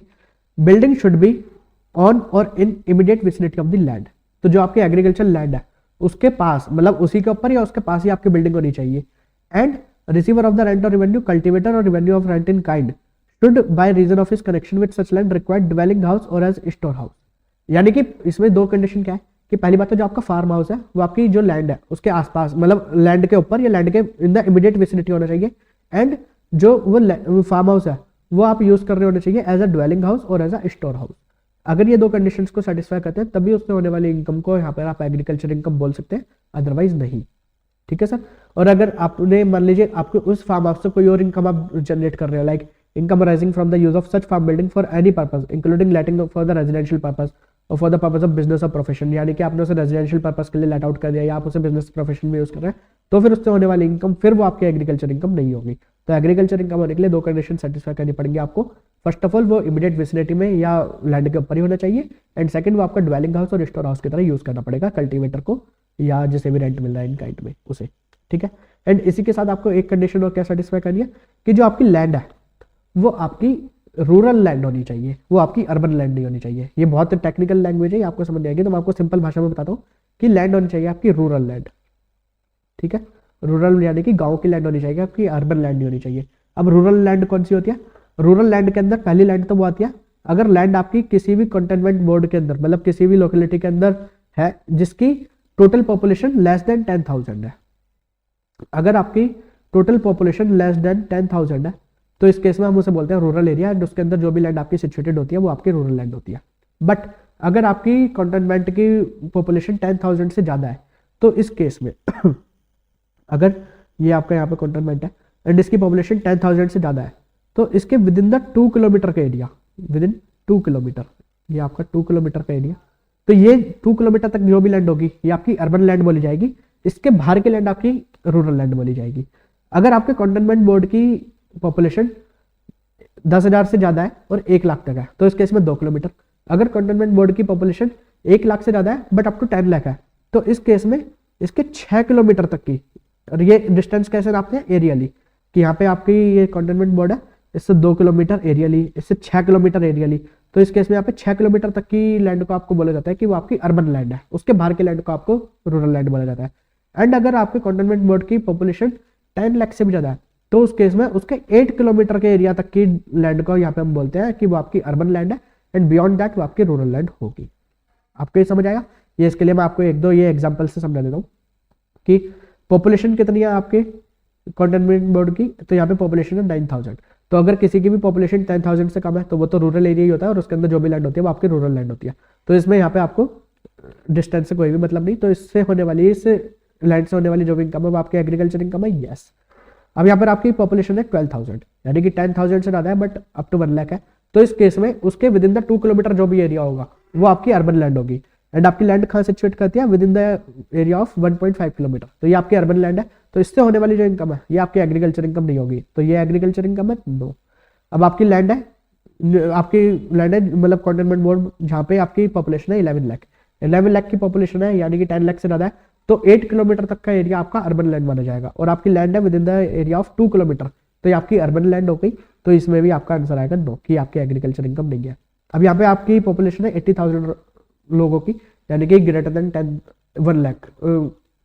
10,000 बट अप टू 1 लाख, तो इस केस में आपका 2 किलोमीटर का एरिया माना जाएगा कि आपकी अर्बन लैंड है, एंड आपकी लैंड सिचुएटेड है at the area of 3 kilometre, यानी 3 किलोमीटर बाहर आपकी लैंड सिचुएटेड है, तो ये आपकी रूरल लैंड बन जाएगी और इससे होने वाली इनकम आपकी एग्रीकल्चर इनकम मानी जाएगी। तो ये आपको समझ आएगा कि आपको अर्बन लैंड के होने वाली इनकम आपकी एग्रीकल्चर इनकम नहीं होगी, जो आपकी रूरल लैंड से होने वाली इनकम होगी वो आपकी एग्रीकल्चर इनकम यहाँ पे मानी जाएगी in the case of farm house. As per the explanation 1 to section 2 clause 1A, the capital gain arising from the transfer of urban agricultural land would not be treated as agriculture income under section 10 but will be taxable under section 45। अगर आप अपनी कोई rural agriculture land को transfer करते हैं तो वो आपकी रूरल एग्रीकल्चर लैंड आपकी कैपिटल एसेट नहीं मानी जाती, तो उसके ऊपर आपको कैपिटल गेन नहीं लगता। बट अगर आप अपनी अर्बन एग्रीकल्चर लैंड को ट्रांसफर करते हैं तो उसकी ट्रांसफर के ऊपर होने वाला कैपिटल गेन आपका टैक्सेबल होगा under section 45 of the income tax act. ठीक है। Now indirect connection with land. Non-agriculture income does not become agriculture merely on account of its indirect connection with land. अगर आपका कोई indirect connection land से तो आपकी non agri income आपकी agri income नहीं बन जाएगी। अभी indirect connection of land करने के लिए मैं आपको ये सबसे क्लासिक एग्जांपल आपको बताता हूँ कि एक मैनेजिंग एजेंट है जिसका नाम है एक्स, वो मैनेजिंग एजेंट है एक कंपनी का और उसे वहां से कमीशन मिलता है at the rate of 10% per annum of the annual profit of the company. तो एजेंट को प्रॉफिट मिलता है कमीशन बेसिस पे कि जो भी आपका नेट प्रॉफिट होगा कंपनी को उसका 10% आपको कमीशन मिलेगा। अब जो कंपनी का प्रॉफिट है उसके अंदर एक कंपोनेंट उसका एग्रीकल्चर इनकम का भी है। तो अब यहाँ पर मिस्टर एक्स क्या बोलते हैं कि मेरे को जो प्रॉफिट का परसेंटेज मिल रहा है कमीशन उसके अंदर एग्रीकल्चर इनकम भी है, तो उस एग्रीकल्चर इनकम के रिलेवेंट जो भी मेरा कमीशन है तो वो मेरे लिए भी एग्रीकल्चर इनकम होना चाहिए और वो मेरी एग्जाम्प्ट होगी। फॉर एग्जाम्पल मान लीजिए कंपनी का टोटल प्रॉफिट है 1000 रुपीज का और इसके अंदर 1000 के अंदर 900 रुपीज तो है आपकी नॉन एग्री इनकम कंपनी की और 100 रुपीज आपकी agri income. And mister X को 1000 का 10% यानी कि 100 रुपीज मिलते हैं एज कमीशन। तो मिस्टर एक्स क्या बोल रहे हैं कि भाई मेरी 90 रुपीज की इनकम जो है वो तो ठीक है टैक्सेबल है, बट जो मेरे बाकी 10 रुपए आ रहे हैं वो मुझे इसके ऊपर कमीशन आ रहा है कि जो एग्री इनकम है इसके 10% कमीशन आ रहा है यानी कि 10 रुपए, तो मेरा एग्जाम्प्ट होना चाहिए। तो यहाँ पे इनडायरेक्ट कनेक्शन है, तो इसलिए ये जो 10 रुपए है यहाँ पे एग्री इनकम नहीं माना जाएगा, नॉन एग्री इनकम भी माना जाएगा एंड ये फुल्ली टैक्सेबल होगी। ठीक है।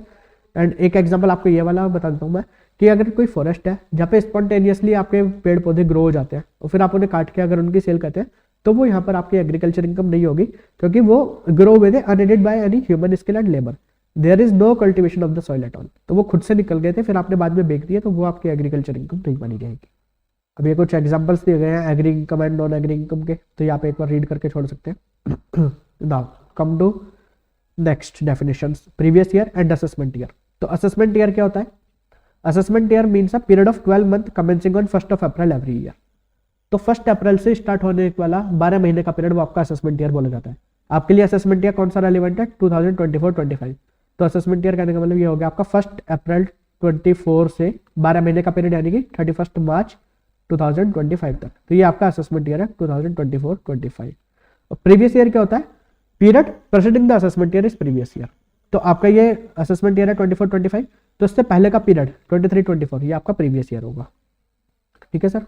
Financial year immediately presiding the assessment year is previous year. अब यहाँ पर आपको ध्यान देना है कि असेसमेंट ईयर की डेफिनेशन के अंदर बताया गया है कि 12 मंथ का पीरियड जो कि स्टार्ट होता है 1 अप्रैल एवरी ईयर, तो वो आपका असेसमेंट ईयर है, यानी कि असेसमेंट ईयर आपका हमेशा 12 मंथ का ही होगा। बट प्रीवियस ईयर आपका लेस देन 12 मंथ का भी हो सकता है। फॉर एग्जाम्पल आपने कोई एक बिजनेस स्टार्ट करा 1 अक्टूबर को, तो इस बिजनेस के लिए आपका फाइनेंशियल ईयर क्या होगा, आपका प्रीवियस ईयर क्या होगा? तो 1 अक्टूबर से लेकर 31 मार्च यानी कि जो 6 महीने का पीरियड है ये होगा आपका प्रीवियस ईयर। ठीक है। तो previous year can be of less than 12 month but assessment year will be of 12 month only. ठीक सर। चलिए अब हमारा जनरल रूल क्या होता है कि प्रीवियस ईयर के अंदर हम अपनी इनकम अर्न करते हैं एंड असेसमेंट ईयर के अंदर उसे असेस करके उसके ऊपर टैक्स वगैरह पे करते हैं। बट यहाँ पे कुछ एक्सेप्शन है जिसमें एक्सेप्शन के अंदर कि आपको प्रीवियस ईयर के अंदर ही टैक्स पे करना होता है। जनरल रूल है कि आप प्रीवियस ईयर में अर्न करते हैं, असेसमेंट ईयर में पे करते हैं टैक्स। बट एक्सेप्शन क्या है कि आपने प्रीवियस ईयर के अंदर इनकम अर्न करी एंड प्रीवियस ईयर के अंदर ही आपको उस पर टैक्स भी पे करना है। तो वो कौन कौन सी एक्सेप्शन है तो वो पढ़ लेते हैं हम यहाँ पर। तो फर्स्ट एक्सेप्शन है ये shipping business of a non resident, section 172 इसके बारे में बताता है। तो अगर कोई शिप है belonging to or chartered by a non resident, कोई शिप जो कि बिलोंग करता है, ये चार्ट मतलब चलाया जाता है by non resident for carriage passenger livestock mail or goods shipped at port in India. अब वो इंडिया के पोर्ट पे आता है। Ship is allowed to leave the port only when the tax has been paid और satisfactory arrangement has been made. ठीक है sir. अब यहाँ पे आपका मान लीजिए कोई नॉन रेजिडेंट शिप है जो कि आपका इंडिया पोर्ट पे आता है, तो उसे इंडिया पोर्ट से तभी जाने दिया जाएगा जब उससे या तो वो अपना टैक्स पे कर जाएगा या वो सेटिस्फैक्टरली अरेंजमेंट बनाकर जाएगा कि हाँ जी मैं आपको यहाँ पे टैक्स पे करवा दूंगा। तभी आपको शिप को वहां से छोड़ने दिया जाएगा इंडिया पोर्ट से, अदरवाइज उसे इंडिया पोर्ट से निकलने नहीं दिया जाएगा। एंड इस केस में कितना आपका टैक्स इनकम बनती है, तो यहाँ पे आपकी इनकम बनती है 7.5% of the freight paid or payable whether in India or outside India on account of such carrier is deemed to be income. यानी कि जो भी आपको यहाँ पे आपको जो भी अमाउंट मिलता है weather in India or outside India, उसका 7.5% आपका इनकम बनता है एंड उसके ऊपर आपको टैक्स पे करना होगा in the previous year itself. या आपको सेटिस्फैक्टरली अरेंजमेंट कराने होंगे, तभी आपके शिप को इंडिया के पोर्ट से छोड़ा जाएगा, अदरवाइज वो वहाँ पे नहीं छोड़ा जाएगा। वहाँ पे उसे इनकम टैक्स ऑफिसर पकड़ के बैठ जाएंगे, भाई साहब आपको क्लियरेंस नहीं मिलेगी to leave the port. Second हमारा यहाँ पे एक्सेप्शन है पर्सन लिविंग इन इंडिया। अगर असेसिंग ऑफिसर को कभी किसी पर्सन के ऊपर डाउट होता है कि कोई पर्सन इंडिया छोड़कर जा रहा है और उसकी इंटेंशन नहीं है वापस इंडिया आने की, तो इस केस में वो उस पर्सन से असेसिंग ऑफिसर बोल सकते हैं कि सर आप इंडिया छोड़कर जा रहे हैं, तो आप जाने से पहले जो भी आपका टैक्स ड्यूज बनते हैं वो आप यहाँ पे प्रीवियस ईयर के अंदर ही क्लियर करवा के तब जाइए। Appear to the officer that any individual may leave India during the current year and has no present intention to returning to the India. ठीक है सर, मतलब यहाँ पे असेसिंग ऑफिसर के ऐसा लगना चाहिए कि ये पर्सन अब वापस इंडिया नहीं आएगा।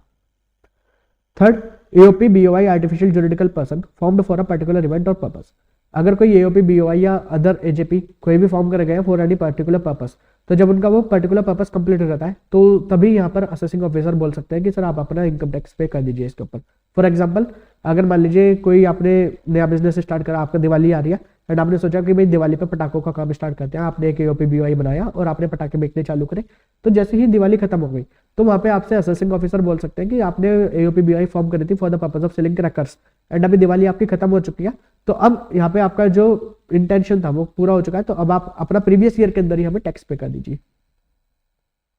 ठीक, next, fourth, person likely to transfer property to avoid tax. अब अगर असेसिंग ऑफिसर को ऐसा लगता है कि कोई पर्सन अपनी प्रॉपर्टी को ट्रांसफर कर रहा है जस्ट टू अवॉइड टैक्स, कि उसके ऊपर टैक्स की लायबिलिटी बनेगी एंड जिससे कि वो टैक्स उसे पे ना करना पड़े, तो इसलिए वो अपनी प्रॉपर्टी को ट्रांसफर कर सकता है या प्रॉपर्टी को ट्रांसफर कर देगा, तो इस केस में असेसिंग ऑफिसर बोल सकते हैं कि आप अपनी प्रॉपर्टी वगैरह ट्रांसफर करने से पहले अपने टैक्स ड्यूज को क्लियर कर दीजिए, उसके बाद ही आपकी प्रॉपर्टी ट्रांसफर हो पाएगी। तो इस केस में भी वो प्रीवियस ईयर के अंदर ही उससे टैक्स कलेक्ट कर लिया जाएगा। Next, fifth condition, discontinued business.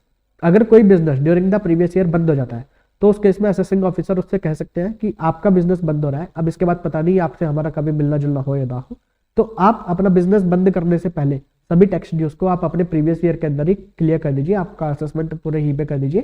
तो इसमें असेसमेंट ईयर से पहले आपको मतलब प्रीवियस ईयर के अंदर ही आपको टैक्स पे करना होगा।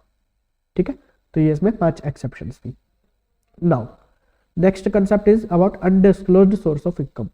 अब अनडिस्क्लोज्ड सोर्स ऑफ इनकम क्या होती है, तो अगर कोई असेसी अपनी इनकम को छिपा लेता है या जो उसने इनकम नहीं दिखाई उसके बारे में वो कोई सेटिस्फैक्टरली रिप्लाई नहीं दे पा रहा, कोई उसका रेस्पॉन्स नहीं दे पा रहा असेसिंग ऑफिसर को, तो उस केस में उसे यहाँ पर असेसिंग की इनकम बना दी जाता है। अब ये गवर्न होती है कौन कौन से सेक्शन से, तो section 68 cash credit. Cash credit क्या बात करता है, where any sum is found credited in the books of the assessee maintain for any previous year and assessee offers no explanation. यानी कि असेसी जो भी बुक्स ऑफ अकाउंट मेंटेन करता है उसके अंदर कोई सम क्रेडिटेड मिलता है, यानी कि मान लीजिए किसी बुक्स ऑफ अकाउंट के अंदर मिला कि 10 लाख रुपए आए, अब असेसी उसके बारे में कोई एक्सप्लेनेशन या तो दे नहीं पा रहा कि वो 10 लाख रुपए कहां से आए, या जो वो एक्सप्लेनेशन दे रहा है about the nature and source वो सेटिस्फैक्टरी नहीं है टू द एओ, कि वो उससे एओ कन्विंस नहीं हो रहा कि ये जो आप नेचर और सोर्स के बारे में जो मुझे एक्सप्लेनेशन दे रहे हैं तो वो ठीक है। तो इस केस में जो भी वो सम क्रेडिट था वो सम को बना दिया जाएगा उसकी इनकम असेसी की। ठीक है, अगर यहाँ पर असेसी बोलता है कि ये जो 10 लाख रुपए क्रेडिट हो रहे हैं मेरी बुक्स ऑफ अकाउंट में ये मेरे लोन के हैं या मैंने किसी से बोरिंग करी है, तो ये लोन और बोरिंग के केस में वो तब तक आपका सेटिस्फैक्टरी रिप्लाई नहीं माना जाएगा जब तक आप अपना सोर्स ऑफ सोर्स, यानी कि फॉर एग्जांपल मिस्टर ए की बुक्स के अंदर आपको 10 लाख रुपए क्रेडिट मिले, मिस्टर ए बोलते हैं कि मैंने ये लोन लिया है मिस्टर बी से, तो अब ये सेटिस्फैक्टरीली रिप्लाई तब तक नहीं माना जाएगा जब तक मिस्टर बी ये प्रूव ना करा दे कि उनके पास ये पैसा कहां से आया, उनके पास ये इनकम कहां से आई, उन्होंने ये पैसा कहां से लिया था। तो credited consist of loan or borrowing or any such income explanation offered by the assessee in whose books of account such sum is credited, यानी कि mister A shall not be deemed to be satisfactorily unless explanation about the nature and source of the income such so credited will be provided by the person, जिसके नाम में वो मतलब उसने कर रखा है कि मिस्टर बी, तो जब तक मिस्टर बी अपना नेचर एंड सोर्स नहीं बता देते such explanation in the opinion of the AO has been found to be satisfactory। अब फॉर एग्जांपल मिस्टर बी की टोटल इनकम 5 लाख रुपए है और मिस्टर ए के यहाँ लोन शो हो रहा है कि उसने मिस्टर बी से लोन शो कराया 10 करोड़ रुपए का, तो ये सेटिस्फैक्टरी नहीं है। तो जब तक मिस्टर भी नहीं बताएंगे कि उनके पास ये नेचर ऑफ सोर्स क्या है या नेचर क्या है, इनकम क्या है, कहाँ से ये इनकम आई, तब तक वो सेटिस्फैक्टरी रिप्लाई नहीं माना जाएगा और ये मिस्टर ए की इनकम बना दी जाएगी। सेकंड, अनएक्सप्लेन्ड शेयर कैपिटल और premium, any explanation offered by a closely held company. यहाँ पर आपको वर्ड ध्यान देना है, क्लोजली हेल्ड कंपनी के केसेस में होता है ये कि अगर कोई क्लोजली हेल्ड कंपनी है और वो बताती है कि सर मेरी बुक्स ऑफ अकाउंट के अंदर जो सम क्रेडिट हो रहा है वो शेयर एप्लीकेशन मनी या शेयर प्रीमियम है जो मुझे अपने शेयर होल्डर्स से मिला है, तो ये सेटिस्फैक्टरी कब तक नहीं माना जाएगा, जब तक शेयर होल्डर्स अपना nature and source of the income नहीं बता दें कि मतलब जो शेयर होल्डर ने ये शेयर एप्लीकेशन मनी या शेयर प्रीमियम दिया है तो उसके पास वो पैसे, शेयर होल्डर्स के पास वो पैसे कहां से आए थे। जब तक शेयर होल्डर ये बात क्लियर नहीं कर देंगे तब तक वो एक्सप्लेनेशन सेटिस्फैक्टरली एक्सप्लेनेशन नहीं माना जाएगा। ठीक है सर। Unexplained investment section 69। अब अनएक्सप्लेन्ड इन्वेस्टमेंट क्या होता है कि अगर मान लीजिए कोई इन्वेस्टमेंट है जो कि एओ को पता चलता है कि कोई इन्वेस्टमेंट है बट वो बुक्स के अंदर डिस्क्लोज ही नहीं करी गई, investment which are not recorded in the books of account and assessee offer no explanation about the nature and source, तो इस केस में जो भी आपने इन्वेस्टमेंट की वैल्यू है वो आपकी डीम्ड इनकम मान ली जाएगी। आपने अपनी बुक्स ऑफ अकाउंट के अंदर इन्वेस्टमेंट को डिस्क्लोज नहीं करा और उसके बारे में आपने कोई नेचर और सोर्स नहीं बताया, तो इस केस में जो भी आपकी अनडिस्क्लोज्ड इन्वेस्टमेंट थी वो आपकी इनकम मान ली जाएगी। Unexplained money section 69A, where assessee is found to be the owner of any money, bullion, jewelry or other valuable article and the same is not recorded in the books। अगर assessee के पास कोई money, Boolean, jewellery वगैरह मिलती है उसके पास से, उसके possession से, एंड वो बुक्स के अंदर रिकॉर्ड नहीं हो रही, तो इस केस में अगर असेसी उसका नेचर एंड सोर्स एक्सप्लेन नहीं कर पाता या जो वो एक्सप्लेनेशन देता है वो सेटिस्फैक्टरी नहीं होता है के लिए, तो उस केस में जो भी उसे वहाँ पे बुलियन ज्वेलरी मिली असेसी के पोजेशन में उस सबकी इनकम को, उस सबकी वैल्यू को निकालकर असेसी की इनकम के अंदर ऐड कर दिया जाएगा, यानी कि वो डीम्ड इनकम बन जाएगी असेसी की। Amount of investment etcetera not fully disclosed in the books of account, अगर एओ को कभी पता चलता है कि amount spent on making such investment और in acquiring such article exceed the amount recorded in the books of account. For example किसी assessee ने कोई एक प्रॉपर्टी परचेस करी एंड वो परचेस उसने एक्चुअली करी थी 50 लाख रुपए की, बट उसने अपनी बुक्स ऑफ अकाउंट के अंदर वो दिखा रही है केवल 25 लाख रुपए की, एंड यहाँ पर एसएससी एक्सप्लेनेशन नहीं दे पाता about the nature and source of the investment, या जो एक्सप्लेनेशन देता है वो सेटिस्फैक्टरी नहीं होता है के लिए, तो ये जो डिफरेंस है 25 लाख रुपए का, ये एसएससी की डीम्ड इनकम बन जाएगी अंडर सेक्शन 69B। ठीक है। अनएक्सप्लेन्ड एक्सपेंडिचर, अगर एसएससी ने कोई एक्सपेंडिचर इंकर करे एंड उसके वो नेचर एंड सोर्स के बारे में एक्सप्लेनेशन नहीं देता या जो एक्सप्लेनेशन देता है वो सेटिस्फैक्टरी नहीं होता है को, तो जो भी उसने एक्सपेंडिचर करे हैं उस एक्सपेंडिचर को वापस से उसके इनकम में ऐड कर दिया जाएगा और उसे डीम्ड इनकम बना दिया जाएगा under section 69C। Amount borrowed और रिपेड ऑन हुंडी 69D, ये हुंडी क्या होता है, ये बहुत पहले चलता था, आज से लगभग 80 90 100 साल पहले के करीब ये हुंडी वगैरह चलते थे। तो उसमें क्या होता है, amount is borrowed on a hundi और any amount due thereon is repaid other than through a account payee cheque drawn on a bank, the amounts of borrowed or the repaid shall be deemed to be the income of the person borrowing or repaying for the previous year in which the amount was borrowed or repaid as the case may be। यानी कि आपने हुंडी के ऊपर कोई भी amount borrow करा and आप उसे बोरो कर रहे हैं या रिपे कर रहे हैं by the way other than account पे चेक, तो उस केस में जो भी आपने बोरो या रिपे करा तो वो आपकी इनकम बना दी जाएगी। अब लेट सपोज आपने बोरो कर लिया, तो जब आपने बोरो करा था जब आपकी इनकम बना दी गई, तो जब आप रीपे कर रहे हैं दोबारा तो वो दोबारा उस टाइम पे इनकम नहीं बनाई जाएगी अगर एक बार पे वो इनकम बना दी गई है, नहीं तो वो डबल टैक्सेशन, डबल इनकम हो जाएगी आपके, डबल टैक्सेशन हो जाएगा। तो ये थे हमारे कुछ अनडिस्क्लोज्ड इनकम के पॉइंट्स। ठीक है, तो यहाँ तक का आपको चैप्टर अभी तक समझ आया। अब हमारे चैप्टर का मेन पार्ट आता है जिसमें हमें पढ़ना है rates of tax, surcharge and cess. ये क्या है, अब रेट्स ऑफ टैक्स जो बताए जाते हैं वो बताए जाते हैं फाइनेंस एक्ट के अंदर। ठीक है सर, तो चलिए, इन the case of individual, HUF, AOP, BOI and artificial juridical person. ठीक है, तो किस किस के केस के लिए हम पढ़ रहे हैं, individual, HUF, AOP, BOI, artificial juridical person. इन 5 कैटेगरी के पर्सन के लिए क्या इनकम टैक्स के रेट होंगे, तो इनके पास ऑप्शन है कि whether they can opt for concessional rates under the default tax regime under section 115 BSE। तो इन 115 BSE में कंसेशनल टैक्स रेट मिलते हैं जो कि अभी आपके रेलिवेंट असेसमेंट के लिए डिफॉल्ट टैक्स रेजिम है। बाय डिफॉल्ट आपको वही वाली टैक्स रेजिम मिलती है और इनके पास ऑप्शन है कि वो इसे ऑप्ट आउट कर सकते हैं और वो जा सकते हैं in the normal tax regime, can exercise the option to shift out of the default tax regime and pay the tax under optional tax regime, normal tax regime. ठीक है सर, तो इनके पास 2 ऑप्शन है, किस किस के पास, individual, HUF, AOP, BOI, artificial juridical person. अब कंसेशनल टैक्स रेट्स क्या है आपके, जो आपकी डिफॉल्ट टैक्स रेजिम है उसके अंदर आपके टैक्स रेट्स क्या है, तो उसके अंदर अगर आपकी इनकम 3 लाख रुपए तक है तो आपको कोई टैक्स नहीं देना, 3 लाख से 6 लाख रुपए है तो आपको 5% का टैक्स देना है। 6 लाख 1 रुपए से 9 लाख रुपए तक है तो आपको 10% का टैक्स देना है। 9 लाख 1 रुपए से ऊपर 12 लाख रुपए तक है तो आपको 15% का टैक्स देना है। 12 लाख रुपए से 15 लाख रुपए तक की आपकी इनकम है तो आपको 20% का टैक्स देना है। और अगर आपकी इनकम अबव 15 लाख है तो आपको 30% का टैक्स देना है। तो सिंपल आपको क्या करना है, यहाँ पे आपको 3-3 लाख रुपए से इनकम बढ़ाते जानी है और यहाँ पे आपको 5-5% से रेट्स बढ़ाते जाने हैं। बस आपको याद रखना है कि 15 लाख के बाद वाला जो आपका अबव 15 लाख है इसमें आपको 25 नहीं, इसमें आपको 30 करना है। ठीक है सर, तो आपके ये स्लैब रेट्स है। एंड आपको इसके लिए क्या क्या कंडीशन सेटिस्फाई करनी होती है, इसमें आपको कुछ डिडक्शंस, कुछ एक्सपेंडिचर्स आपको अलाउ नहीं होते। तो वो कौन सी डिडक्शंस आपको अलाउ नहीं होती, ये अगर मैं आपको आज अपने फर्स्ट लेक्चर के अंदर बताऊंगा तो वो आपको शायद आपके दिमाग के सिर के ऊपर से चला जाएगा, आपको कुछ समझ नहीं आएगा। तो जब हम अपने सारे chapters salary, PGBP, capital gain ये सब डिस्कस कर चुके होंगे, उसके बाद ही मैं आपको कंडीशंस बताऊंगा कि आपको कौन कौन सी डिडक्शंस आपके डिफॉल्ट टैक्स रिजिम के अंदर अलाउ नहीं होती। तो ठीक है, अभी के लिए आप इस पार्ट को स्किप कर दीजिए, स्किप दिस पार्ट। ये मैं आपको लास्ट, जब मैं आपको कंपटीशन ऑफ टोटल इनकम का चैप्टर पढ़ाऊंगा उसके साथ इस वाले पार्ट को मैं आपको डिस्कस करूंगा। Time limit for exercising the option to shift out of the default tax regime. अब आप शिफ्ट आउट कर सकते हैं, अब मतलब डिफॉल्ट टैक्स रिजिम से आप नॉर्मल टैक्स रिजिम के अंदर जा सकते हैं, ऑप्शनल टैक्स रिजिम के अंदर जा सकते हैं। तो उसके लिए क्या आपकी टाइम लिमिट होती है, तो अगर कोई individual HUF, AOP, BY artificial juridical person है जिसकी बिजनेस की इनकम नहीं है, not having income from the business or profession, he can exercise option to shift out or opt out of the default tax regime under this section, and such option has to be exercised along with the return of income to be furnished under section 139 subsection 1।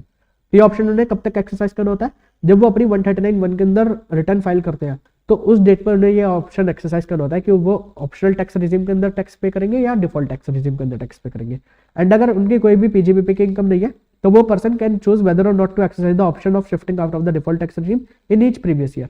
यानी कि for example वो 2024-25 में बोलते हैं कि भाई मैं तो डिफॉल्ट में जाऊंगा, फिर 25-26 में वो बोलते हैं कि मैं तो ऑप्शनल टैक्स रिजिम में टैक्स दूंगा, फिर 26-27 में बोलते हैं कि मैं तो डिफॉल्ट में जाऊंगा। तो इस तरीके से वो ईयर ऑन ईयर बेसिस पे अपना डिसीजन चेंज कर सकते हैं। बट जो person individual HUF, AOP, BY artificial juridical person जिनके income from business or profession है, अगर उन्होंने एक बार यहाँ से ऑप्ट आउट कर दिया, मतलब उन्होंने सोचा कि भाई मैं डिफॉल्ट में नहीं, मैं तो ऑप्शनल टैक्स रिजिम के अंदर जाता हूँ फॉर एवाई 2024-25, तो उसके बाद केवल उनके पास एक मौका होता है कि वो अपने इस डिसीजन को चेंज करके वापस से डिफॉल्ट के अंदर आ जाए। अगर वो एक बार उसमें डिफॉल्ट में आने का उनके पास केवल चांस होता है, अगर वो एक बार से ज्यादा इसमें मतलब बार बार ऐसे शिफ्ट नहीं कर सकते कि आपके ऑप्शनल आपके डिफॉल्ट, आपके ऑप्शनल आपके डिफॉल्ट, उनके पास केवल एक ऑप्शन होता है। अगर उन्होंने एक बार ऑप्ट आउट करा तो वो एक बार वापस से डिफॉल्ट के अंदर आ जाते हैं, और अगर वो एक बार फिर आ जाते हैं तो फिर वो दोबारा उसे चेंज नहीं कर सकते अपने डिसीजन को। AMT liability not attracted. अगर आप डिफॉल्ट टैक्स रिजिम यानी कि 115 बीएससी के अंदर टैक्स पे करते हैं तो उसके ऊपर आपको एएमटी की लायबिलिटी नहीं चेक करनी होती। बट अगर आप ऑप्शनल टैक्स रिजिम के अंदर जाते हैं तो उसमें आपको नॉर्मल प्रोविजन के हिसाब से टैक्स निकालना होता है और एएमटी के हिसाब से टैक्स निकालना होता है इफ एप्लीकेबल। चलिए, tax rates prescribed by the annual finance act for optional tax regime. तो ऑप्शनल टैक्स रिजिम के लिए क्या टैक्स रेट होते हैं, तो in the case of individual HUF, AOP, BOI and artificial juridical person, तो आपके क्या टैक्स रेट्स हैं, तो for the first 2.5 lakh rupees आपके tax rate nil, 2.5 to 5 lakh rupees की इनकम के ऊपर आपको टैक्स देना होता है at the rate of 5%, 5 to 10 lakh rupees की इनकम के ऊपर आपको टैक्स देना होता है at the rate of 20%, and above 10 lakh की इनकम के ऊपर आपको टैक्स देना होता है एट द रेट ऑफ 30%। ठीक है सर। एंड अगर कोई यहाँ पर आपके सीनियर सिटीजन है, सीनियर सिटीजन कहने का मतलब क्या होता है, कोई resident individual who is of the age of 60 years और more during the previous year. अब यहाँ पर आपको ध्यान देना है, रेजिडेंट इंडिविजुअल होने चाहिए वो, यानी कि इंडिविजुअल आपके रेजिडेंट होने जरूरी है। अगर मान लीजिए कोई नॉन रेजिडेंट है और वो 60 ईयर्स और मोर के है तो वो ये हायर बेसिक एग्जम्पशन लिमिट का फायदा नहीं उठा सकते। तो सीनियर सिटीजन यानी कि कोई रेजिडेंट इंडिविजुअल जो कि है of the age of 60 years और more during the previous year, तो उनके केस में यहाँ पे क्या टैक्स स्लैब्स होते हैं, तो उनकी फर्स्ट 3 लाख रुपीज तक पे निल इनकम होती, निल टैक्स होता है। यानी कि जो वहाँ पे 2.5 था हमने नॉर्मल पर्सन के लिए, तो सीनियर सिटीजन के लिए वो यहाँ पे हायर बेसिक एग्जम्पशन लिमिट मिल जाती है 3 लाख रुपए तक की। तो 3 लाख रुपए तक पे निल, 3 से 5 लाख रुपए के इनकम के ऊपर आपको 5% का टैक्स देना होता है, 5 to 10 लाख की इनकम के ऊपर आपको 20% का टैक्स देना होता है, एंड अबव 10 लाख की इनकम के ऊपर आपको 30% का टैक्स रेट देना होता है। ठीक है सर। एंड अब यहाँ पे हमारे रहते हैं super senior citizen. Super senior citizen कहने का मतलब क्या होता है, resident individual who is of the age of 80 years और more during the previous year, यानी कि वो 80 साल से भी ज्यादा के हैं। तो उनके केस में क्या हमारे स्लैब्स मिलते हैं, तो उनके केस में फर्स्ट 5 लाख रुपीज तक पे आपको निल टैक्स होता है, 5 to 10 लाख पे 20% एंड अबव 10 लाख पे 30% का टैक्स आपको देना होता है। ठीक है सर। और ये आपको याद रखना है कि अगर जो आपकी डिफॉल्ट टैक्स रिजीम है, कंसेशनल टैक्स रिजीम, तो कंसेशनल टैक्स रिजीम में ये आपका कोई भी प्रोविजन अप्लाई नहीं होते कि आप सीनियर सिटीजन है, सुपर सीनियर सिटीजन है, वहां पे आपको बेसिक एग्जाम्पशन लिमिट मिलती है केवल 3 लाख रुपए तक की। उसमें आपको 3 लाख रुपए तक पे कोई टैक्स नहीं देना होता। अब 3 लाख रुपए आपको 5% बढ़ाते हुए टैक्स देना होता है, 5%, 10%, 15%, 20% एंड 30%। ठीक है सर, चलिए। एंड यहाँ पे हमें कैसे देखना है कि उनकी एज 60 ईयर और 80 ईयर्स है। फॉर एग्जाम्पल, अगर कोई पर्सन 1 अप्रैल को 60 ईयर्स की एज अटेंड करते हैं या 80 ईयर्स की एज अटेंड करते हैं, तो लेट्स सपोज 1 अप्रैल 2024 को, तो ये असेसमेंट ईयर 2024-25 यानी कि प्रीवियस ईयर 2023-24 के लिए क्या इन्हें सीनियर सिटीजन और सुपर सीनियर सिटीजन बोला जाएगा।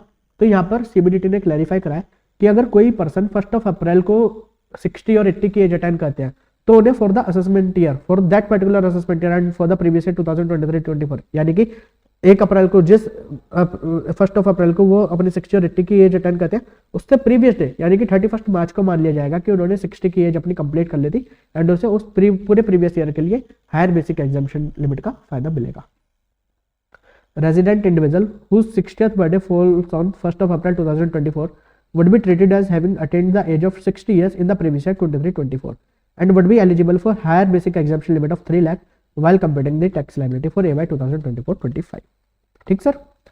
अब इनकम टैक्स एक्ट ने कुछ प्रेस्क्राइब करे हैं स्पेसिफिक रेट्स, इन्हें हम बोलते हैं फ्लैट रेट्स। तो जो स्लैब रेट्स बताए गए हैं वो बताए जाते हैं फाइनेंस एक्ट के अंदर, एंड जो फ्लैट रेट्स बताए गए हैं वो बताए गए हैं इनकम टैक्स एक्ट के अंदर। तो वो कौन कौन से हैं जिन इनकम के ऊपर आपको फ्लैट रेट्स ऑफ टैक्स देना होता है। तो आपका कोई भी लॉन्ग टर्म कैपिटल गेन है other than LTCG payable under section 112A। तो सेक्शन 112 आपको बताता है कि अगर आपका एलटीसीजी है अदर देन 112A वाला, तो उसके ऊपर आपको टैक्स देना होता है @20%।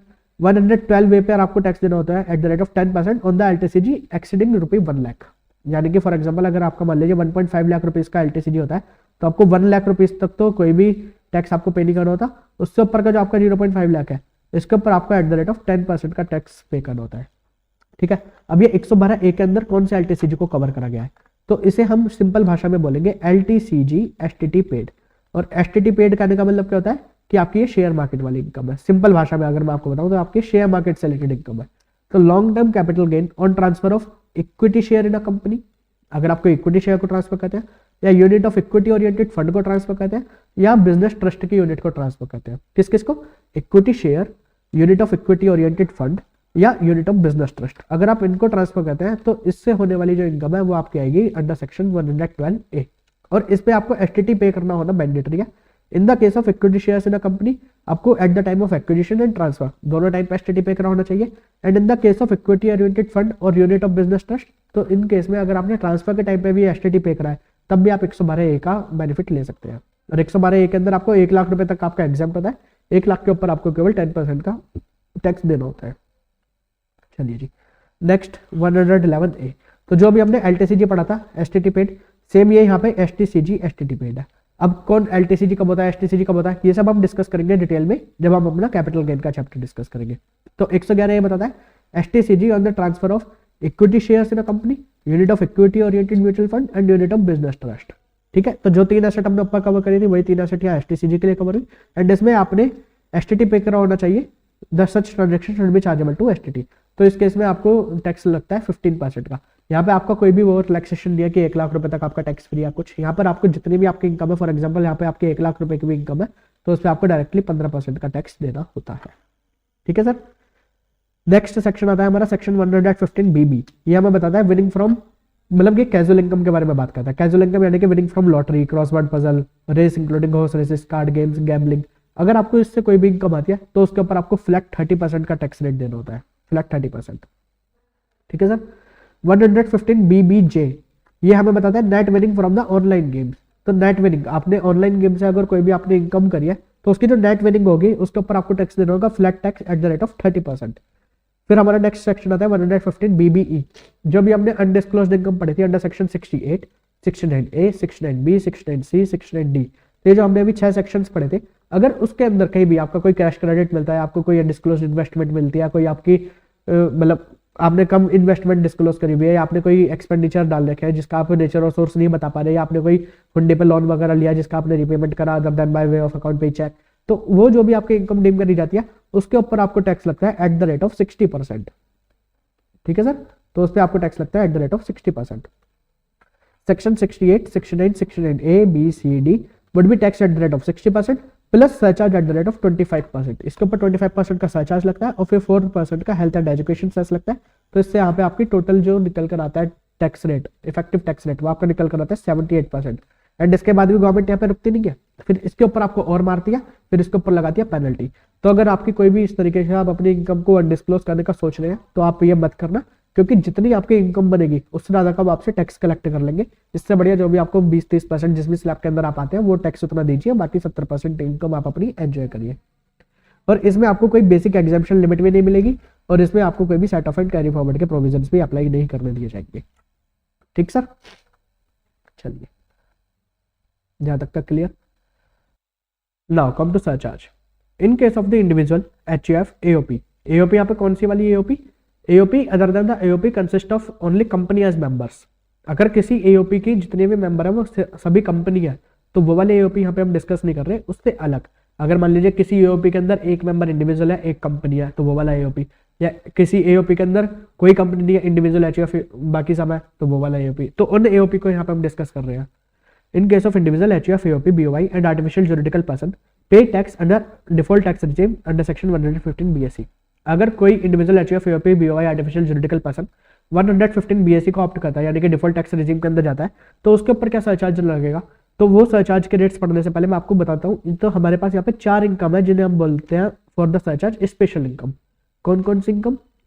पहली हमारी डिविडेंड की इनकम, सेकंड है हमारी 111A वाली इनकम यानी कि STCG STT paid, third income है हमारी 112 वाली इनकम यानी कि LTCG without STT, fourth income है हमारी 112A की इनकम यानी कि LTCG STT पेड।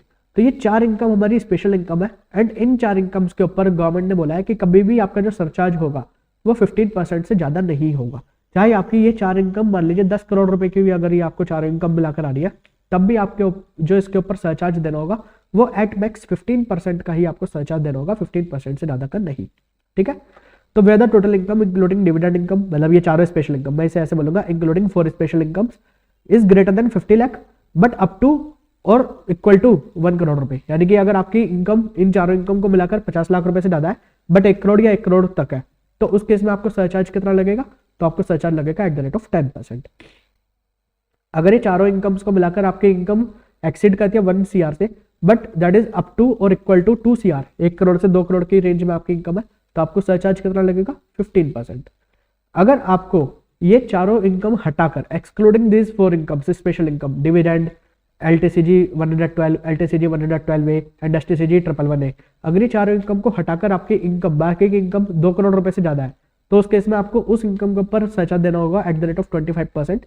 एंड आपकी ये जो इनकम है 4 इनकम, इसके ऊपर आपको सरचार्ज देना होगा एट मैक्स 15%, मतलब 15% से ज्यादा आपको कभी भी इस पर सरचार्ज नहीं देना होगा। ठीक है, और अगर आपकी ये चारों इनकम्स को मिलाकर आपकी इनकम 2 करोड़ रुपए से ज्यादा है, तो उस केस में आपको 15% का ही टैक्स देना होगा, क्योंकि अगर आप चारों इनकम को मिलाकर 2 करोड़ से ज्यादा है तो अगर उन चारों को हटा देंगे तो आपकी इनकम 2 करोड़ से कम बन जाएगी अदर इनकम, तो उस पर आपको 15% ही देना है, तो फिर आपको यहाँ पे एट मैक्स 15% का ही सरचार्ज देना होगा। अब यहाँ पे एक कंसेप्ट आता है मार्जिनल रिलीफ। इसका मतलब क्या होता है? काफी बार ऐसा होता है कि आपकी इनकम चेंज होने की वजह से, फॉर एग्जाम्पल आपकी इनकम थी पहले 49 लाख रुपीज एंड अभी आपकी इनकम हो गया 51 लाख रुपीज। तो अब इस केस में क्या हुआ कि आपको 49 लाख रुपीज पे तो कोई सरचार्ज नहीं देना पड़ता था, बट 51 लाख रुपीज पे आपको सरचार्ज देना पड़ रहा है। तो काफी बार क्या होता है, जब आपकी इनकम जो सरचार्ज की लिमिट होती है उससे थोड़ी सी ही बड़ी होती है, लाइक 50 लाख पे आपका सरचार्ज लगता है, आपकी इनकम 51 लाख हुई, या आपका 1 CR के बाद आपका सरचार्ज का रेट बढ़ जाता है और आपकी इनकम हुई 1 CR 1 लाख रुपीज, 1 करोड़ 1 लाख रुपए। तो इस केस में हमें यहाँ पे चेक करना होता है कि जो आपके ऊपर टैक्स की लायबिलिटी बढ़ गई ड्यू टू सरचार्ज, कहीं वो आपकी इनकम से ज्यादा तो नहीं बन गई। फॉर एग्जाम्पल आपकी इनकम तो बढ़ी 1 लाख रुपए से बट ड्यू टू सरचार्ज आपकी टैक्स लायबिलिटी बढ़ गई 1.5 लाख रुपए से, तो ऐसा तो नहीं भाई 1 लाख रुपए एक्स्ट्रा कमा के गलती थोड़ी ना कर दी हमने कि हमें 1.5 लाख रुपए का एक्स्ट्रा टैक्स देना पड़ रहा है। तो इसे यहाँ पे बोला जाता है मार्जिनल रिलीफ। तो इसमें जो आपको एक्सेस टैक्स पे करना होता है वो केवल जो भी आपके इनकम बढ़िया वहां तक कि आपको एक्सेस टैक्स पे करना होता है, और ये आपको 50,000 रुपीज, ये जो मैंने एग्जाम्पल लिया है इस केस में आपको 50,000 rupees as a marginal relief, ये यहाँ पे आपको रिलीफ मिल जाता है। तो ये किस टाइप से आपको कंप्यूट करना होता है, उसके लिए हमें ये 5 स्टेप्स फॉलो करने होते हैं। तो फर्स्ट स्टेप क्या है? तो आपको फर्स्ट स्टेप में अपनी टोटल इनकम, जो भी आज आपकी टोटल इनकम है उसके ऊपर आपको अपना इनकम टैक्स कंप्यूट करना है by applying the relevant surcharge rates, whether it is 10%, 15% or 25% as the case may be. उसके बाद स्टेप 2 के अंदर आपको क्या करना होता है कि आपको अपना टैक्स कंप्यूट करना होता है ऑन दी इनकम, जहां पे आपको टैक्स सरचार्ज लगना एप्लीकेबल हुआ था या सरचार्ज के रेट्स चेंज हुए थे, यानी कि 50 लाख, 1 करोड़ और 2 करोड़ एज द केस में भी। थर्ड स्टेप में आपको क्या करना है कि आपकी जो आज टोटल इनकम है माइनस जहां पे आपको सरचार्ज लगना एप्लीकेबल हुआ था वो वाली इनकम, या जहां से आपके सरचार्ज के रेट्स चेंज हुए थे, for example 1 crore 2 crore as the case में भी, तो वो आपको लेस करना है। मान लीजिए आज आपकी इनकम यहाँ पर निकल कर आती है 2 करोड़ 1 लाख रुपए और आपका सरचार्ज का रेट चेंज हुआ था 2 करोड़ पे, तो 2 करोड़ 1 लाख माइनस 2 करोड़ यानी कि 1 लाख रुपए। ठीक है, ये आपको कंप्यूट करना है। फिर स्टेप 4 के अंदर आपको क्या करना है, जो आपकी वैल्यू आई यानी कि जो आपका टैक्स आया on the amount on the total income, जहां तक आपको सरचार्ज नहीं लगता था या सरचार्ज का कम रेट लगता था वो वाला टैक्स, प्लस जितने से आपकी इनकम बढ़ी उन दोनों को आपको ऐड ऑन कर देना है, यानी कि स्टेप 2 के अंदर जो वैल्यू है और स्टेप 3 के अंदर जो वैल्यू है इन दोनों को प्लस कर देंगे। अब यहाँ पे हम एग्जांपल के लिए ले लेते हैं, केवल एग्जांपल कि आपके 50 लाख के ऊपर आपका टैक्स निकल कर आता है यहाँ पे मान लीजिए 10 लाख रुपए का, एंड यहाँ पे आपका 1 लाख रुपए आपकी इनकम बढ़ी तो आपके यहाँ पे निकल कर आता है 11 लाख रुपए निकल कर आता है आपकी वैल्यू, और आपका यहाँ पे जो टैक्स बनना था टोटल इनकम के ऊपर आफ्टर अप्लाइंग दी सरचार्ज रेट्स और हायर सरचार्ज रेट्स, तो वो यहाँ पे आपके बन रही थी 12 लाख रुपए। तो इस केस में अब आपको आपके कितना टैक्स पे करना होगा, एक्चुअली वो आपको केवल 11 लाख रुपए का टैक्स पे करना होगा इंस्टेड ऑफ 12 लाख रुपए, और ये जो 1 लाख रुपए ये आपको मार्जिनल रिलीफ मिल जाएगा, 1 लाख रुपीज आपका मार्जिनल रिलीफ होगा। ठीक है, स्टेप 5 क्या है, if A greater than B, A क्या था आपका tax on the total income is greater than B, the marginal relief would be A minus B. तो ए क्या था आपका 12 लाख माइनस 11 लाख यानी कि 1 लाख रुपए का आपका हो जाएगा मार्जिनल रिलीफ। तो आपको सभी लिमिट्स के ऊपर 50 लाख 1 करोड़ 2 करोड़ सभी लिमिट्स के ऊपर ये आपको इस टाइप से चेक करना है। ठीक है, और ये कब चेक करना होता है, जब आपकी इनकम थोड़ी ही बड़ी होती है, यानी कि जैसे 1 करोड़ है तो 1 करोड़ 1 लाख रुपए की अगर आपकी इनकम होती है तब ये आपको चेक करना होता है। ठीक है sir, now in case of individual HUF AOP BOI और आर्टिफिशियल जुरिडिकल पर्सन जो कि डिफॉल्ट टैक्स रिजीम के अंदर नहीं जाते बट ऑप्शनल टैक्स रिजीम को ऑप्ट करते हैं, तो उसके लिए सरचार्ज का रेट क्या होता है, तो वही अगर उनकी इनकम इंक्लूडिंग या फॉर स्पेशल इनकम 50 लाख रुपए से ज्यादा है बट 1 करोड़ या 1 करोड़ से कम है तो उसके इसमें 10%। अगर इनकी टोटल इनकम इंक्लूडिंग ये 4 स्पेशल वाली इनकम 1 करोड़ से ज्यादा है बट 2 करोड़ या 2 करोड़ से कम है तो 15%। अगर इनकी टोटल इनकम एक्सक्लूडिंग वो 4 स्पेशल वाली इनकम 2 करोड़ से ज्यादा है तो उस वाली इनकम के ऊपर आपको टैक्स देना होगा, सरचार्ज देना होगा at the rate of 25%, but आपकी जो 4 स्पेशल इनकम है उस पर 15% पे आपका सरचार्ज रेस्ट्रिक्टेड है तो उस पर आपको 15% का सरचार्ज देना है। अगर आपकी इनकम एक्सक्लूडिंग ये 4 स्पेशल वाली इनकम एक्सीड कर जाती है 5 करोड़ रुपए से, ठीक है, तो उस केस में आपको यहाँ पे सरचार्ज देना होगा at the rate of 37%। But आपकी जो स्पेशल इनकम है, dividend income, STCG 111A, LTCG 112 और एलटीसीजी 112A, ये चारों अगर आपकी स्पेशल इनकम आपकी 10 करोड़ भी है तब भी आपको यहाँ पे सरचार्ज देना होता है at max at the rate of 15%। ठीक है sir, at the maximum rate of 15%।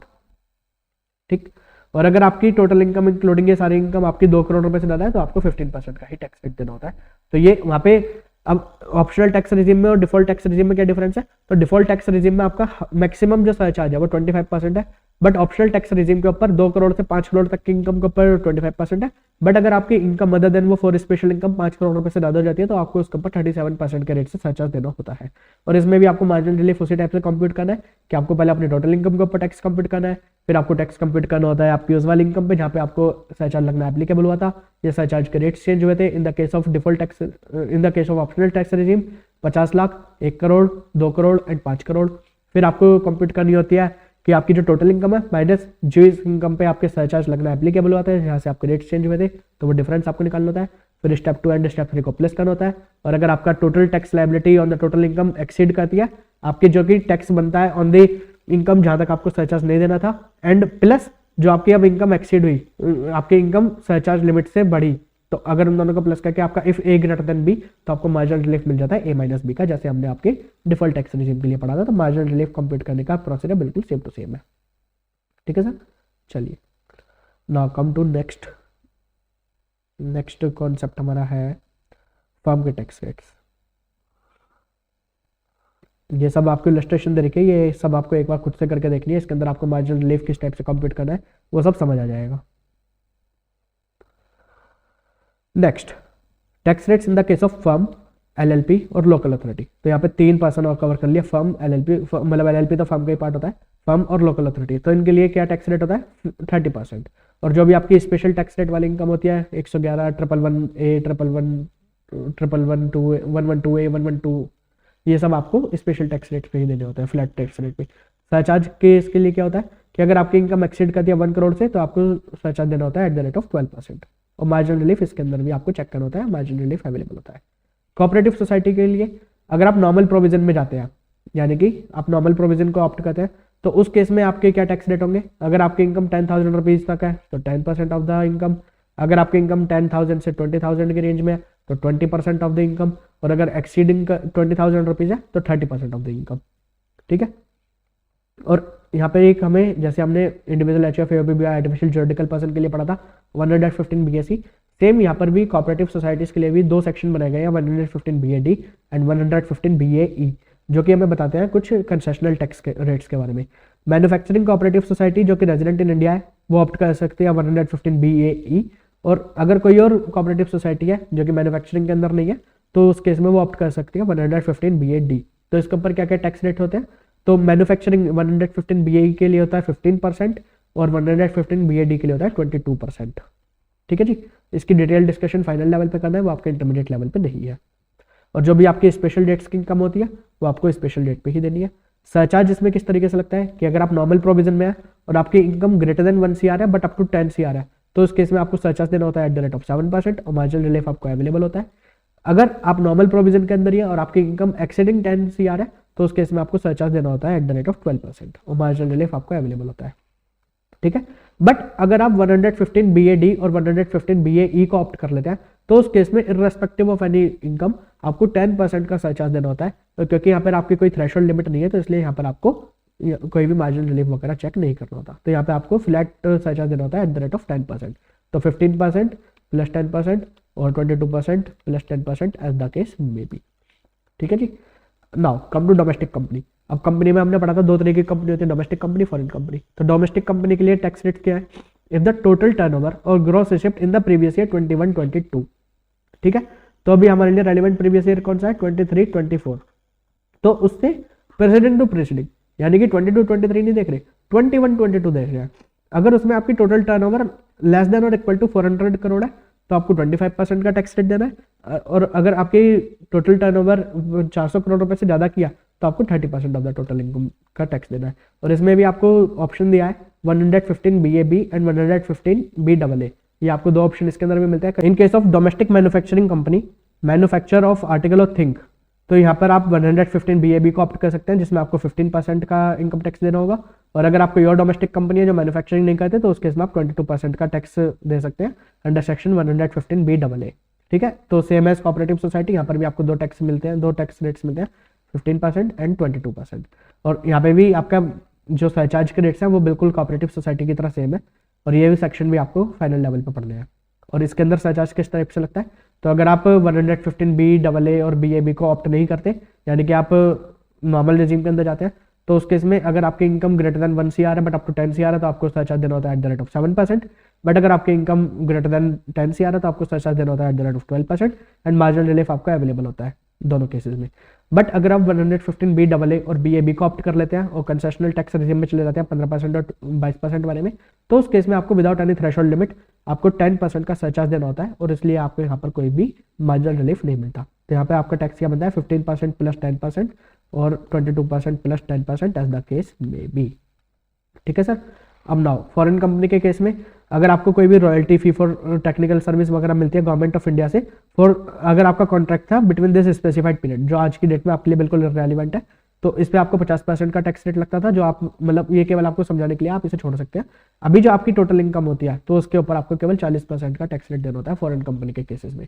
और इसके ऊपर आपको सरचार्ज कितना लगता है, तो सरचार्ज आपको लगता है अगर आपकी इनकम ग्रेटर देन 1 CR है बट अप टू 10 CR है तो 2%, और अगर आपकी इनकम ग्रेटर देन 10 CR है तो 5% का आपको सरचार्ज देना होता है। मार्जिनल रिलीफ इसके अंदर भी अवेलेबल होता है, और इसके फॉरेन कंपनी के केस में कोई भी कंसेशनल टैक्स रिजीम वगैरह आपके लिए नहीं है। अब यहाँ पर एक कंसेप्ट आता है रिबेट फॉर रेजिडेंट इंडिविजुअल, ये ध्यान देना है केवल रेजिडेंट इंडिविजुअल्स के लिए मिलता है। ठीक है। तो ये रिबेट मिलती है केवल इंडिविजुअल्स को, वो भी जो केवल रेजिडेंट इंडिविजुअल्स होते हैं उनको रिबेट मिलती है अंडर सेक्शन 87A। रिबेट क्या मिलती है, अगर आप डिफॉल्ट टैक्स रिजीम 115 BAC को ऑप्ट करते हैं तो आपकी 7 लाख रुपए तक की इनकम के ऊपर आपको कोई भी टैक्स नहीं देना होता, यानी कि 7 लाख रुपए तक की इनकम के ऊपर जो भी आपका टैक्स बनता है और 25,000 विच एवर इज लेस, तो वो आपको यहाँ पे रिबेट मिल जाती है 25,000 रुपए तक की। और अगर आप ऑप्शनल टैक्स रिजीम के अंदर नहीं जाते, मतलब अगर आप डिफॉल्ट टैक्स रिजीम को ऑप्ट आउट कर देते हैं और आप ऑप्शनल टैक्स रिजीम में चले जाते हैं तो आपको 5 लाख रुपए तक की इनकम पे और 12,500 विच एवर इज लोअर आपको वो यहाँ पे रिबेट मिल जाती है अंडर सेक्शन 87A।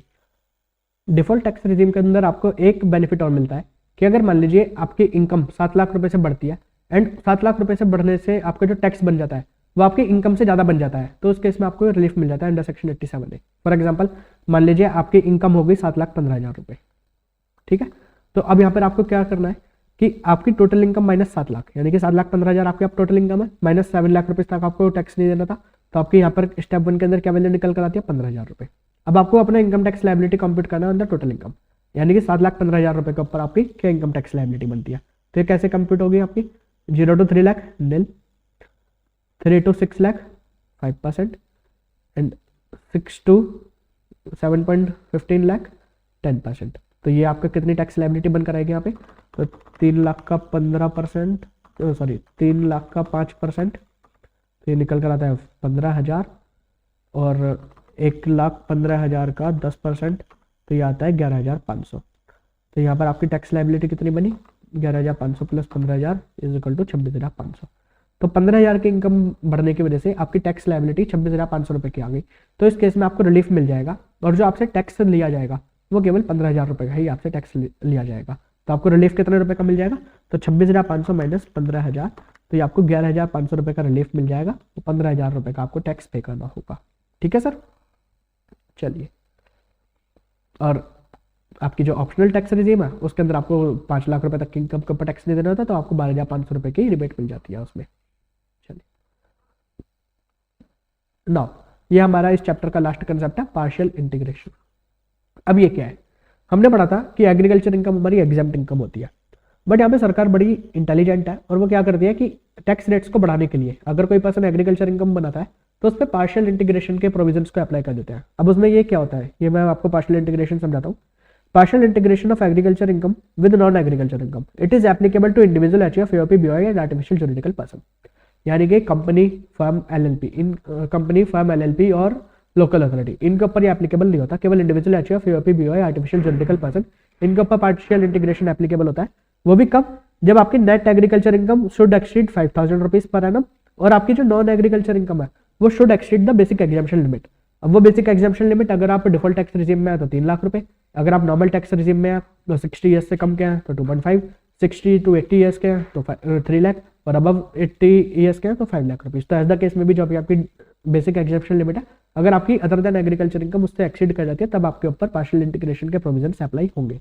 अब उसके ऊपर आपको किस स्टेप से ये पार्शियल इंटीग्रेशन लगता है, तो स्टेप 1 आपको अपनी नॉन एग्रीकल्चर इनकम और आपकी नेट एग्रीकल्चर इनकम इन दोनों को प्लस करके अपना टैक्स कंप्यूट करना है। तो जो भी आपकी नॉन एग्रीकल्चर इनकम है प्लस जो आपकी नेट एग्रीकल्चर इनकम है दोनों को ऐड करिए और उसके ऊपर टैक्स कंप्यूट करिए। फिर आपकी जो नेट एग्रीकल्चर इनकम है प्लस जो आपकी बेसिक एग्जाम्पशन लिमिट है 3 lakh, 2.5 lakh, 3 lakh, 5 lakh as the case में भी, तो आप उन दोनों को ऐड करके उसके ऊपर टैक्स कंप्यूट करिए। फिर उसके बाद आपको स्टेप 1 माइनस स्टेप 2 करना है, यानी कि जो आपका टोटल इनकम के ऊपर टैक्स आएगा माइनस जो आपका agriculture plus basic exemption limit के ऊपर टैक्स आया, उन दोनों के मतलब स्टेप 1 माइनस स्टेप 2 करेंगे तो जो आपका निकल कर आएगा वो निकल कर आएगा आपका टैक्स पेबल। उसके ऊपर आपको सरचार्ज लगाना है और अगर आपको 87A की रिबेट मिलती है तो वो आपको लगा दिया और उसके बाद आपको हेल्थ एंड एजुकेशन सेस लगाना है @4%, वो आपको टैक्स पेबल निकलता है। तो ठीक है, पार्शियल इंटीग्रेशन समझ आया।